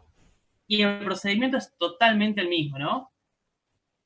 Lo que hago es, fíjense que tengo protones, tengo carbonato, que va a ser este eje de acá, protones va a ser el de acá, pero tengo un problema que justamente tengo bicarbonato acá abajo. Bicarbonato, a diferencia del ácido carbónico, no se mantiene constante con el pH, sino que va variando bicarbonato. Entonces, un truquito que puedo hacer es multiplico por la constante de acidez del ácido carbónico y voy a pasar a tener carbonato, protones al cuadrado y ácido carbónico acá, que va a ser una constante. Si hago esto, me da una expresión bastante más fácil de analizar y lo puedo relacionar directamente con esta recta. Y fíjense que acá me aparece un 2, que es lo que hace que haya un cambio de pendiente entre estas dos rectas de acá. Entonces ya está, me saqué los 4 problemas de encima, ya está, ganamos. ¿Alguna duda de cómo se hace esto? Es bastante directo, ya si se acostumbraron a los gráficos de Purvé de antes, esto es bastante parecido. Bien. El siguiente punto me dice que dibuje un diagrama de especiación para el sistema de dióxido de carbono hasta carbonato y que lo compare con el gráfico que me da como dato el problema. Y hago una discusión sobre lo que tienen en común y las diferencias. Entonces, Primero, ¿cómo se construye un diagrama de especiación? ¿Se acuerdan lo que es un diagrama de especiación? Dino 1.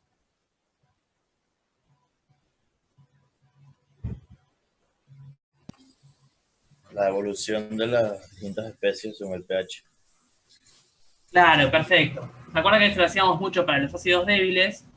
Que me indica cuánto es la proporción de cada especie, por ejemplo, para especies que se ionizan débilmente en agua, el ácido nitroso o algún ácido orgánico, en función del pH. En donde uno lo que hacía, calculaba este alfa, que es la concentración de especies que a mí me interesa, dividido todas las especies que se encuentran correlacionadas con esta especie por equilibrios químicos. Entonces, ¿cómo uno construía estos diagramas? Uno lo puede hacer matemáticamente, por ejemplo, para las especies que estamos analizando ahora, escribiendo el balance de masa. Esto dice, bueno, de todo lo que vos tengas disuelto de dióxido de carbono, se va a distribuir entre todas estas especies de acá. Y uno va a calcular el alfa para cada una de estas especies. Entonces, uno podría calcularlo, por ejemplo, para el dióxido de carbono. Veamos cómo se hace.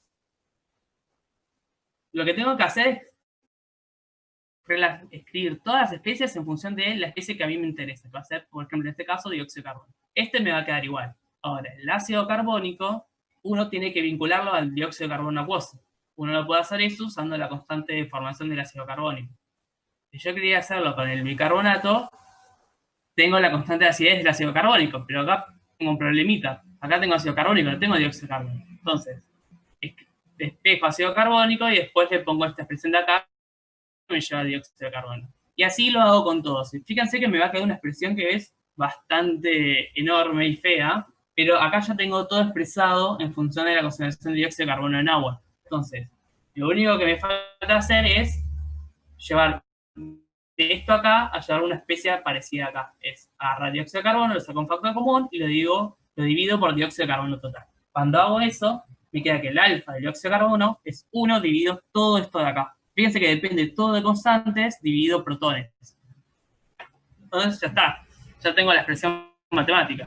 Y esto podría hacerlo para todas las especies. Puedo hacerlo análogo para el ácido carbónico, para el bicarbonato y el carbonato.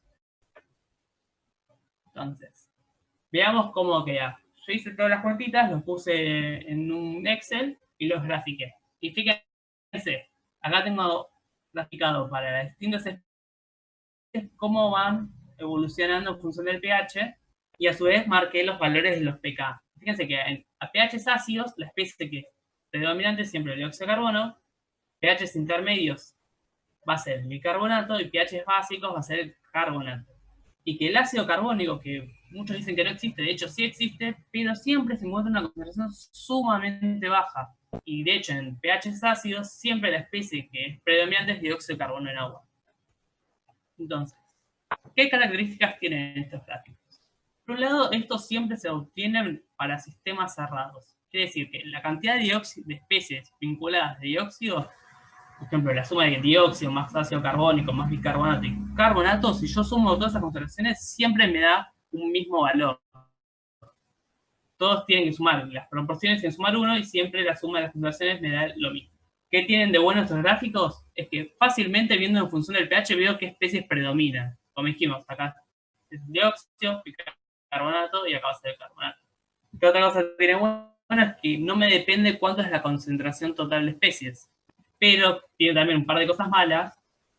Es que no puedo conocer el número directo de cuánto es la concentración. Yo sé que, por ejemplo, el bicarbonato es la predominante, pero no sé si es 1 por ser a menos 5, es 1 por ser a menos 3, es 1 molar, lo conozco ese número. Y a su vez, con este gráfico yo no podría obtener el otro gráfico que vamos a analizar directo ahora. El otro gráfico, por ejemplo, el de concentraciones, tiene un par de diferencias. Fíjense que la cantidad total de especies asociadas al dióxido de carbono no se mantiene constante, sino que va aumentando en función del pH. Entonces, estos sistemas de acá no son sistemas cerrados, sino que son sistemas abiertos. Cosas buenas que tienen, que yo puedo conocer a cualquier pH, directamente los valores de concentración de cada especie, puedo obtener a partir de este de acá, pero tiene una diferencia, que estas concentraciones de acá, como son concentraciones absolutas, me van a ir variando dependiendo de cuánto yo lo ponga en contacto con dióxido de carbono atmosférico. Si yo pusiera una mayor concentración de dióxido de carbono, estas concentraciones de acá se van a ver modificadas. Y no es tan directo como el de acá ver qué especies predominantes en función de cada pH. Entonces, por lo general nosotros a lo largo de la carrera y siempre para analizar las cosas vamos a usar esas especies de acá, pero estos también tienen bastante utilidad. Por ejemplo, si uno quisiera hacer un análisis ambiental, posiblemente este de acá sea bastante útil. Perdón, intervengo un segundo, te quería contarles algo.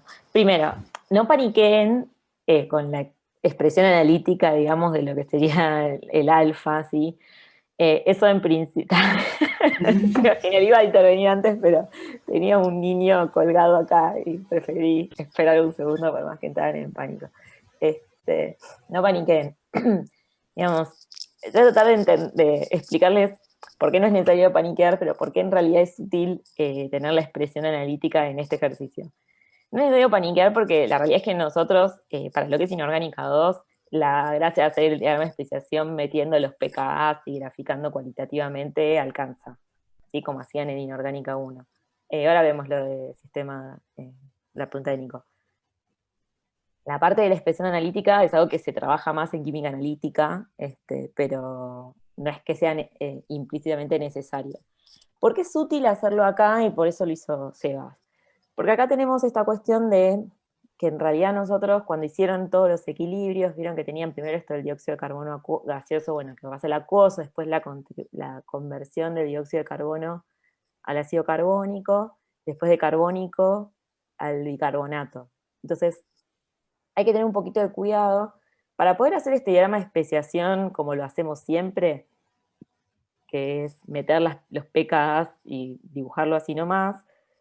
Tenemos que suponer que, digamos, que el ácido carbónico no existe y que justamente este equilibrio pasa de lo que sería dióxido de carbono acuoso, fíjense que azul es dióxido de carbono, y que pasa directamente, ahí está, gracias, porque yo me estaba apuntando con el propio punterio y me di cuenta que sí me lo estaba mirando.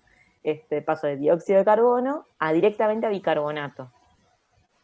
¿Sí? Nos tenemos que olvidar del carbónico.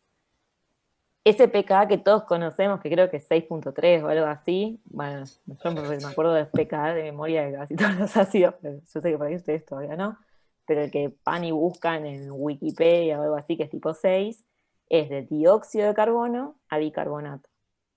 Si uno como induce este problema, escribe dióxido de carbono que va a carbónico y carbónico que va a bicarbonato, cada una de esas reacciones tiene su constante, que no está asociada a ese pKa, ninguna de las dos. Entonces, si uno quiere usar esas dos constantes, que es un poco lo que te induce este problema, necesariamente medio como que tenés que terminar haciendo la expresión analítica porque no tenés medio de dónde sacar, si no ese dato. Si ustedes lo necesitaran sacar a partir de este problema, después si ustedes miran pueden por GES, digamos, sacar la constante porque es básicamente sumar. Creo que tenías escritas arriba las ecuaciones antes. Sí. Al principio, creo. No, más atrás. Perdón, o pueden sumar por GES, o por ejemplo, acá pueden hacer los productos. Eso, multiplicar las constantes y les queda directamente pasar de dióxido a bicarbonato, anulando el carbónico. Una de las cosas que a mí me parece copada de esto, yo sé que estas son las cosas que a la gente no le hacen ruido porque nunca se las preguntaron porque por ahí, pero para los químicos es divertido. ¿Ustedes saben el pKa del ácido acético, por ejemplo? Eso, quiero creer que se lo saben. No se lo saben tampoco. Anda más o menos. Bien, tipo 4 y pico, perfecto. Alguien sabe el pKa del ácido acético. Bien, el ácido acético es un ácido carboxílico, ¿sí? O sea, es un COH de protones. Ustedes van y miran, la mayoría de los ácidos que tienen un grupo carboxilato tienen más o menos ese pKa, 4 o 5. Entonces, como que si vos mirás el dióxido de carbono o el carbónico, como lo quieran llamar, que el pKa sea 6, es raro. O sea, es como un pKa muy alto. Y en realidad eso es porque es la suma de dos reacciones. Es pasar del dióxido al bicarbonato y del dióxido al carbónico y del carbónico al bicarbonato. Es la multiplicación de dos constantes. La disociación de carbónico a bicarbonato es tipo 4 y pico. Después si quieren lo podemos. Perfecto. El problema es no poder escribir en el pizarrón, pero Diego había dicho que no le había quedado claro lo de sistemas abiertos y cerrados. Bien. Sí. Lo del sistema cerrado acá es porque todo lo que yo tenía como dióxido de carbono, por ejemplo, cuando reaccionó para formarse bicarbonato, disminuyó su concentración. No se mantuvo, por ejemplo, en 10 a la menos 5, sino que todas las especies sumadas de ácido carbónico, dióxido de carbono, bicarbonato y carbonato siempre suman un valor constante y se van interconvirtiendo entre ellas. Eso es porque es un sistema cerrado de acá. Ahora, en un sistema abierto, por ejemplo, cuando el dióxido de carbono se empieza a convertir en bicarbonato, acá, empieza a disolver más dióxido de carbono, porque esta concentración de acá disminuyó y siempre se mantiene constante. Fíjate que esta curva de acá es la suma de todas las especies y va variando con el pH. Entonces, a medida que me voy a pHs más básicos, empieza a disolver más dióxido de carbono y la cantidad total me va aumentando. En estos gráficos acá, uno cuando hace la deducción, un poquito para atrás, dice que, bueno, esta concentración total siempre vale lo mismo y es la suma de todas las especies. Ahí quedó un poco más claro. Me meto 2 minutos, pero sí, no sé quién me había preguntado. Fíjense, cuando vos haces un balance de masa, en general tenés una concentración analítica, sabías que tenías, no sé, 1 molar de clorhídrico y mandás eso y listo. Y este sistema abierto tiene la dificultad de que nunca sabés cuánto tenés. O sea, lo podés ver en este gráfico, pero fíjate que en función del pH te va a ir cambiando todo el tiempo. Es como una dificultad más a nivel matemático. Bien. No hay dudas, a los últimos 2 puntos. Y los últimos me dicen, bueno, sabiendo que la concentración total de especies es 10 a la menos 5 y el valor de la constante de acidez, calculame el pH de una solución saturada de dióxido de carbono. Entonces, lo que primero voy a hacer, voy a escribir la ecuación química del proceso, como les digo,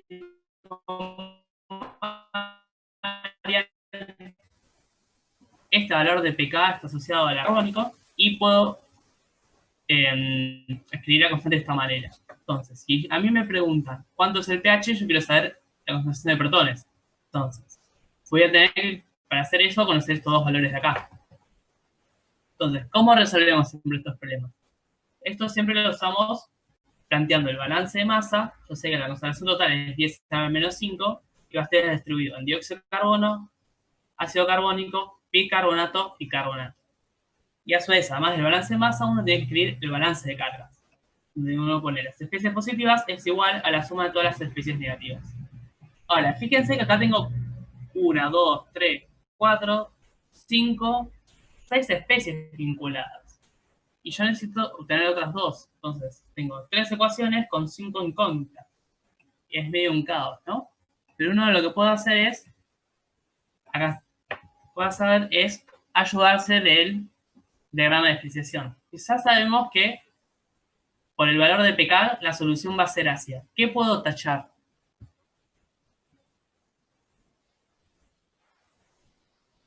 ¿Qué especie puedo despreciar si sé que la solución va a ser ácida al final? Oxidrilos. Perfecto. Este de acá me lo puedo sacar encima. Y yo sé que el pH por lo menos va a ser de 7 para abajo. Y viendo el diagrama de despreciación de 7 para abajo, ¿qué otra especie también es bastante poco relevante? Fíjense de acá para acá. Bien, ahí está. Carbonato, perfecto. Yo sé que el carbonato es preponderante en pH básico, pero en pH ácido, perdón, prácticamente 0.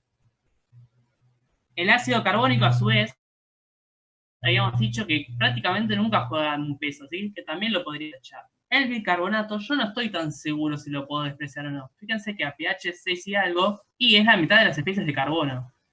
Entonces yo no sé cuán bajo va a ser el pH para ver si lo puedo tachar o no. A simple, con primera aproximación no lo vamos a tachar. Entonces, nos sacamos de encima este de acá, acá y acá, y me quedan 1, 2, 3, 4 incógnitas y tengo 3 ecuaciones. Acá hay algo que no... no, perdón. Yo sé que, por ejemplo, el bicarbonato es igual a protones, entonces acá me queda una incógnita sola. Y de este balance yo tengo que despejar dióxido de carbono y meterlo acá, ¿no? Entonces me queda 10 a la menos 5 menos ácido en bicarbonato, y yo sé que el bicarbonato es igual a protones, cuando lo meta en este valor de acá, me va a quedar toda esta expresión en función de protones. Y podría resolver por una ecuación cuadrática y ya resuelve el problema.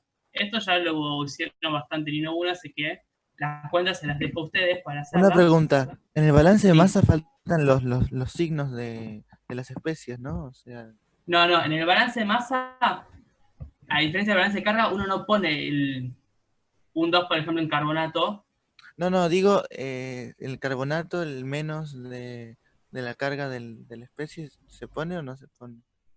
No, en el balance de masa no.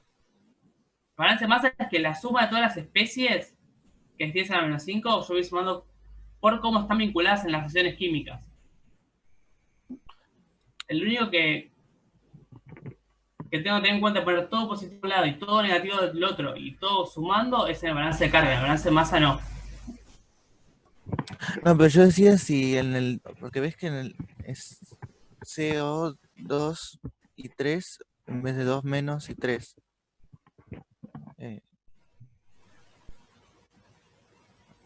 No estaría entendiendo la pregunta. Si las especies están cargadas en el balance de masa, eso es lo que pregunto. Ah, sí. Estas de acá tienen carga, pero tiene la carga el guión. O sea, el signo después del término sumando es siempre positivo. No, sí, yo decía el guión, si se le pone Sí, la sí, carga. sí. Sí, pues estoy hablando de la concentración del ion. Acá, estoy diciendo la concentración del ion bicarbonato y la concentración del ion carbonato. Está bien, como arriba no le pusiste el signo del guión y abajo sí, pensé que... O por No lo sé menos si no lo veo. ¿Será que no se ve? Bien, entonces, eso es igual que en Nino 1, lo pueden resolver. Y fíjense que el último problema, el último punto de acá, es exactamente lo mismo, solo que le dan el pH y les piden calcular la concentración de especies totales. Es como la inversa del de acá. También les queda tarea. Y por último, me dice, bueno, usando el diagrama, justificar la obtención de dióxido de carbono por reacción de bicarbonato con ácido clorhídrico. Ahí alguno en el chat antes lo había dicho, pero ¿alguna idea de por qué se puede obtener dióxido de carbono?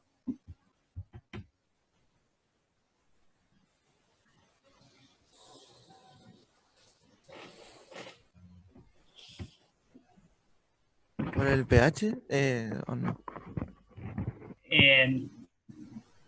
Sí, pero estás como reformulando la expresión de acá. No digo, agrega ácido clorhídrico. porque en el pH más ácido era la especie preponderante. Perfecto, cuando Y el veía ácido pH muy básicos, el ácido ácidos, clorhídrico es un ácido fuerte, entonces claro. supone... Me voy de este lado, aumento mucho la concentración de dióxido de carbono al hecho que llega un punto en donde me satura la solución de dióxido de carbono disuelto en agua. Pero el valor de la constante de Henry y empiezo a liberar el gas. Entonces, eso seguramente lo vean en el taller, no sé si ya hicieron la parte de carbono, pero muy posiblemente creo que debe haber alguna. Esto, de última, esto se hacía en el laboratorio. Entonces, esto es todo, no sé si cabe alguna pregunta, si no sigo al siguiente problema.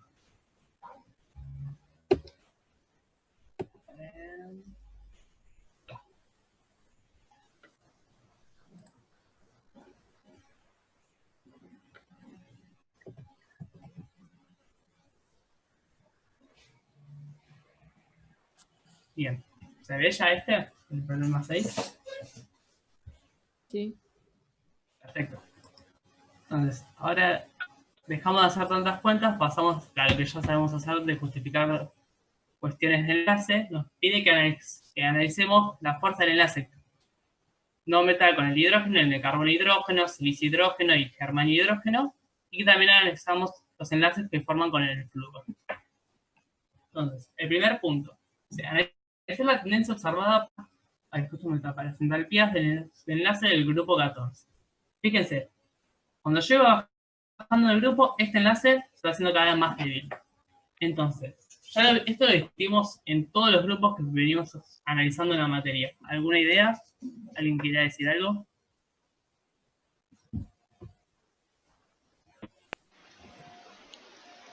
Al bajar en el grupo tenés orbitales más difusos, que el solapamiento es peor, menos eficiente.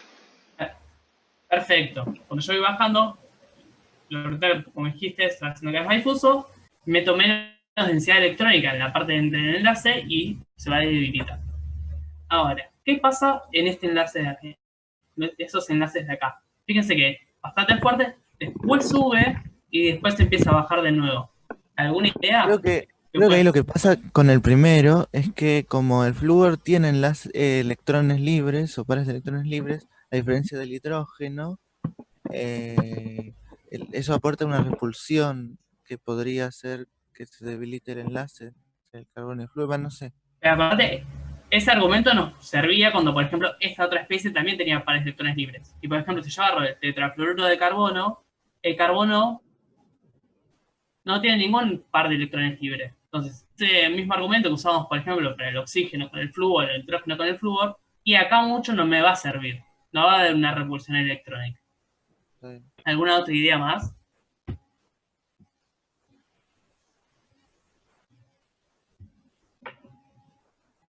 Bien.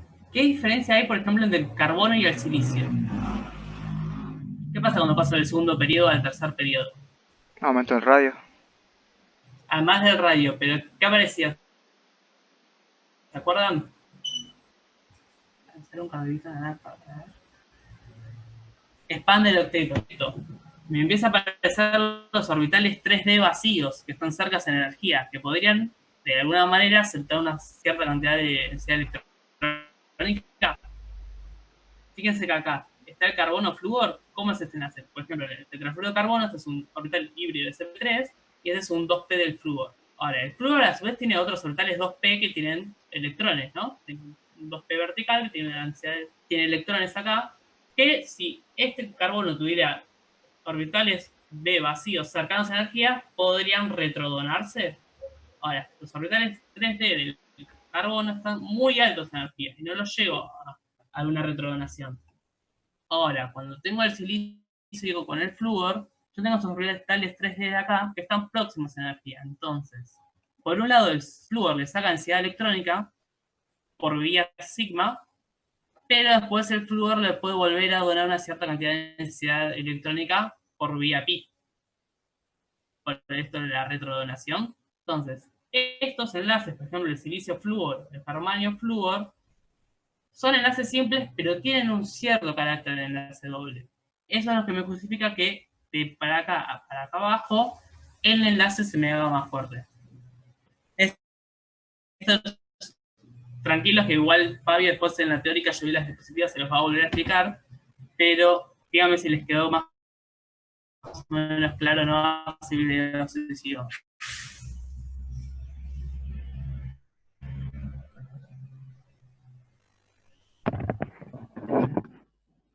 Y después con el germanio, en comparación con el silicio, ¿cuál sería? O sea, ¿qué sería lo que pasa? Entonces, U2, pero bueno, supongo que quedó claro. Después si yo sigo bajando, fíjate por un lado, el enlace sigma, este acá va a ser cada vez más débil de solapamiento, y a su vez la retrodonación es cada vez peor.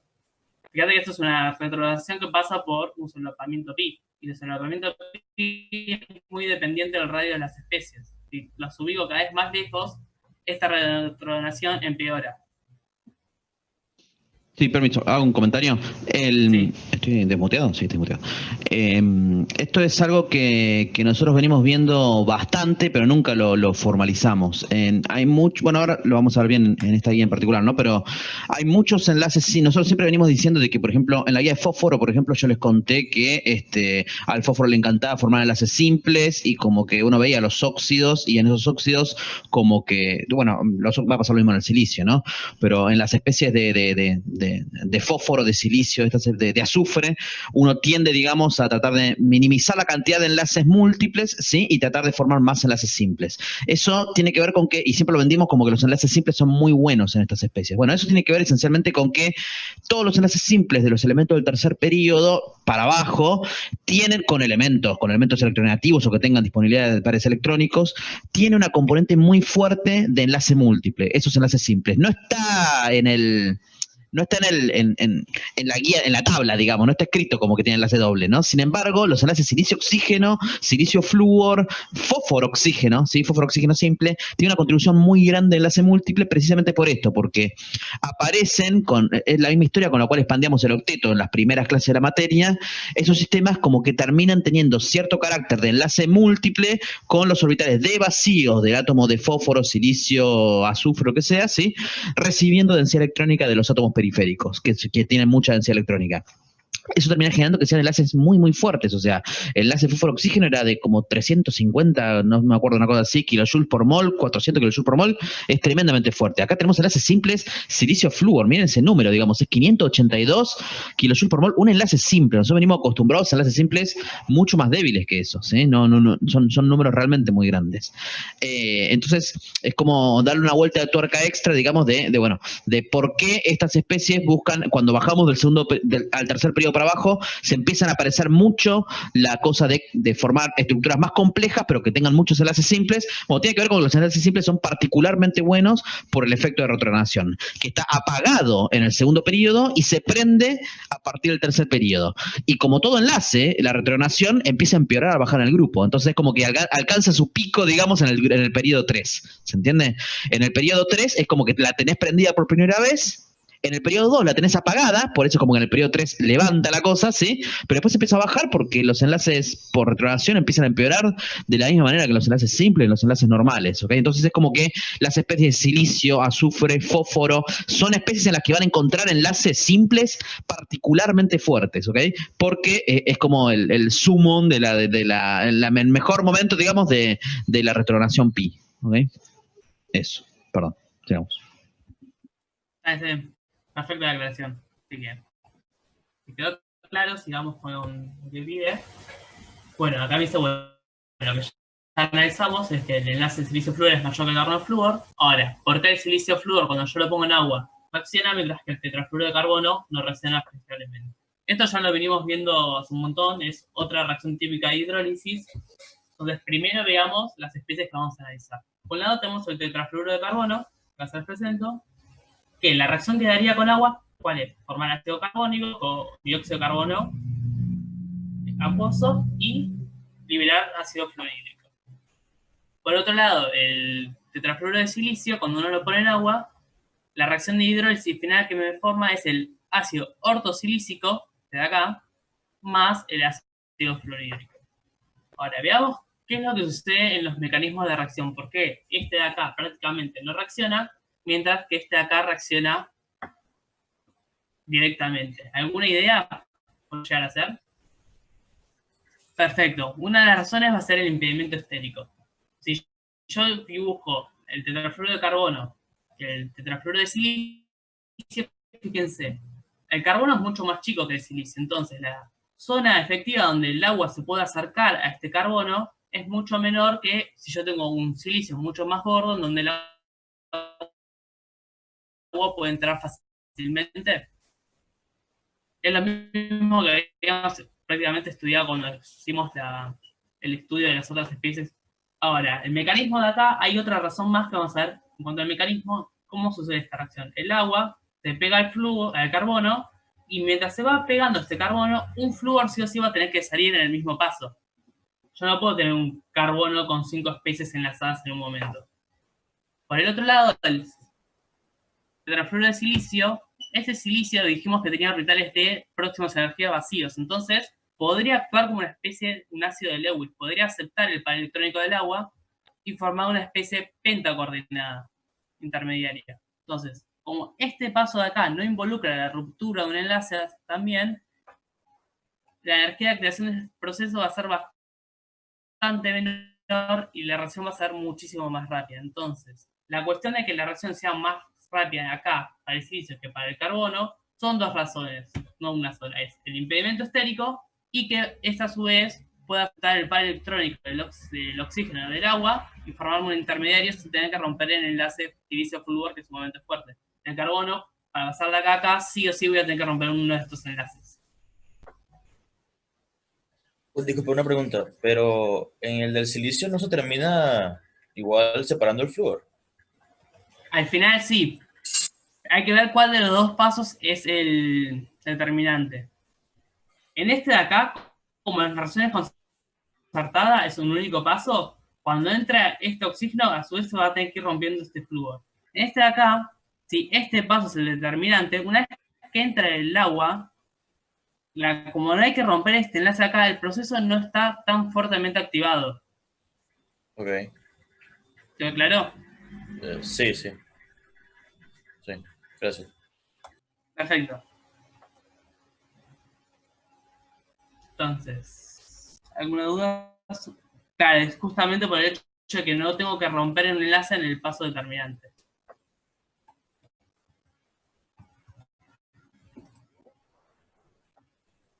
Bien. Ahora me dice, bueno, escriba utilizando ecuaciones balanceadas qué es lo que pasa cuando ácido fluorhídrico reacciona ahí con el vidrio o con la sílice. Y compare después la estructura de actividad del tetracloruro de silicio y el tetracloruro de carbono. Sí, ahí veo el chat. Germán pregunta si el tetrafluoruro de silicio es un ácido de Lewis. Sí, está como un ácido de Lewis. Bien.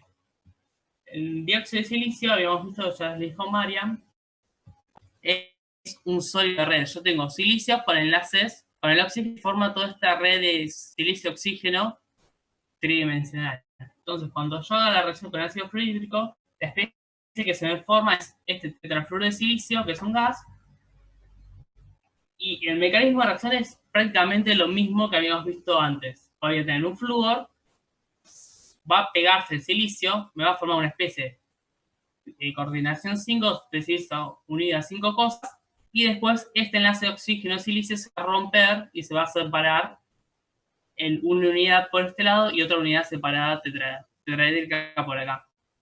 Entonces, si esto yo lo repito tres veces más, lo que voy a terminar obteniendo es el tetrafluoruro de silicio. Y esto va atacando a toda la red, a su vez. Esto es el motivo, por ejemplo, por qué cuando uno tiene botellas de fluoruro de hidrógeno, ácido fluorhídrico en el laboratorio, no están hechas de vidrio. El vidrio es una especie derivada del dióxido de silicio. Si yo tuviera ácido fluorhídrico en botellas de vidrio, se come literalmente la botella. Entonces uno lo termina guardando siempre en botellas de teflón o en botellas de plástico. Y otro comentario más, esta especie de acá, vimos que era un ácido de Lewis, entonces si yo pongo más fluoruro todavía, podría soltar estos dos fluoruros que formar este complejo de acá, esta especie que se llama silicio fluor 6, 2 menos, que es el hexafluorato de silicio, hexafluorosilicato. Y por último me dice que compare la reactividad del tetracloruro de silicio con el tetracloruro de carbono. Es exactamente lo mismo que analizamos antes, les queda a ustedes de tarea para discutir. Y por último, me dice, bueno, hace el mismo análisis que hiciste ahora, pero con la reacción con hidróxido de sodio en vez de en ácido fluorhídrico. La idea es totalmente la misma. Este hidróxido va a actuar como base de Lewis, pero el mecanismo es exactamente lo mismo. También les queda de tarea para discutirlo. De hecho, por ejemplo, esta es la razón, por ejemplo, las soluciones de hidróxido de sodio concentradas en el laboratorio, tampoco nunca uno las guarda en botellas de vidrio, sino que las guarda en botellas de plástico. Bien, y esto es todo para este problema. No sé si les queda alguna duda.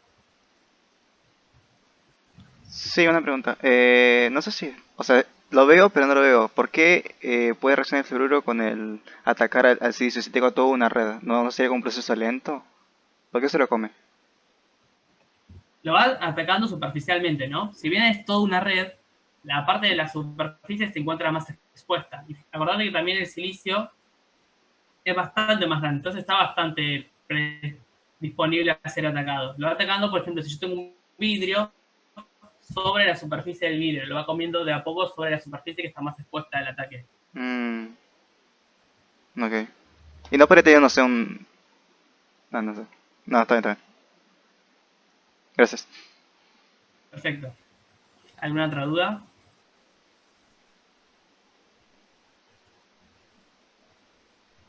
Sí. Y ya son casi las 11, así que...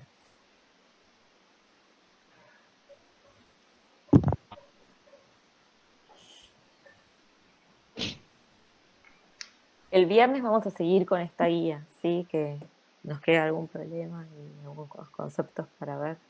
Y cualquier cosa, si algo no les quedó claro, pregunten y lo volvemos a ver.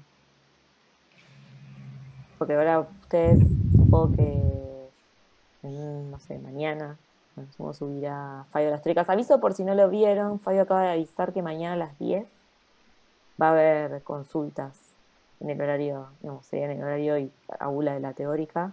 A las 10 va a haber consultas. Sería después de... Claro, así está bien. Una pregunta. No sé si yo entendí bien, pero todavía no se publicaron los resultados del parcial, ¿no? No, todavía no. Ah, porque no entiendo mucho el Classroom, a veces me pierdo de cosas, perdón, por si acaso lo preguntaba. No, Tranqui, está cuando te bien. anotas te va a enterar. Esas Dale, cosas. te va a llegar. Esa información corre rápido. Avisen por el Discord, todo así.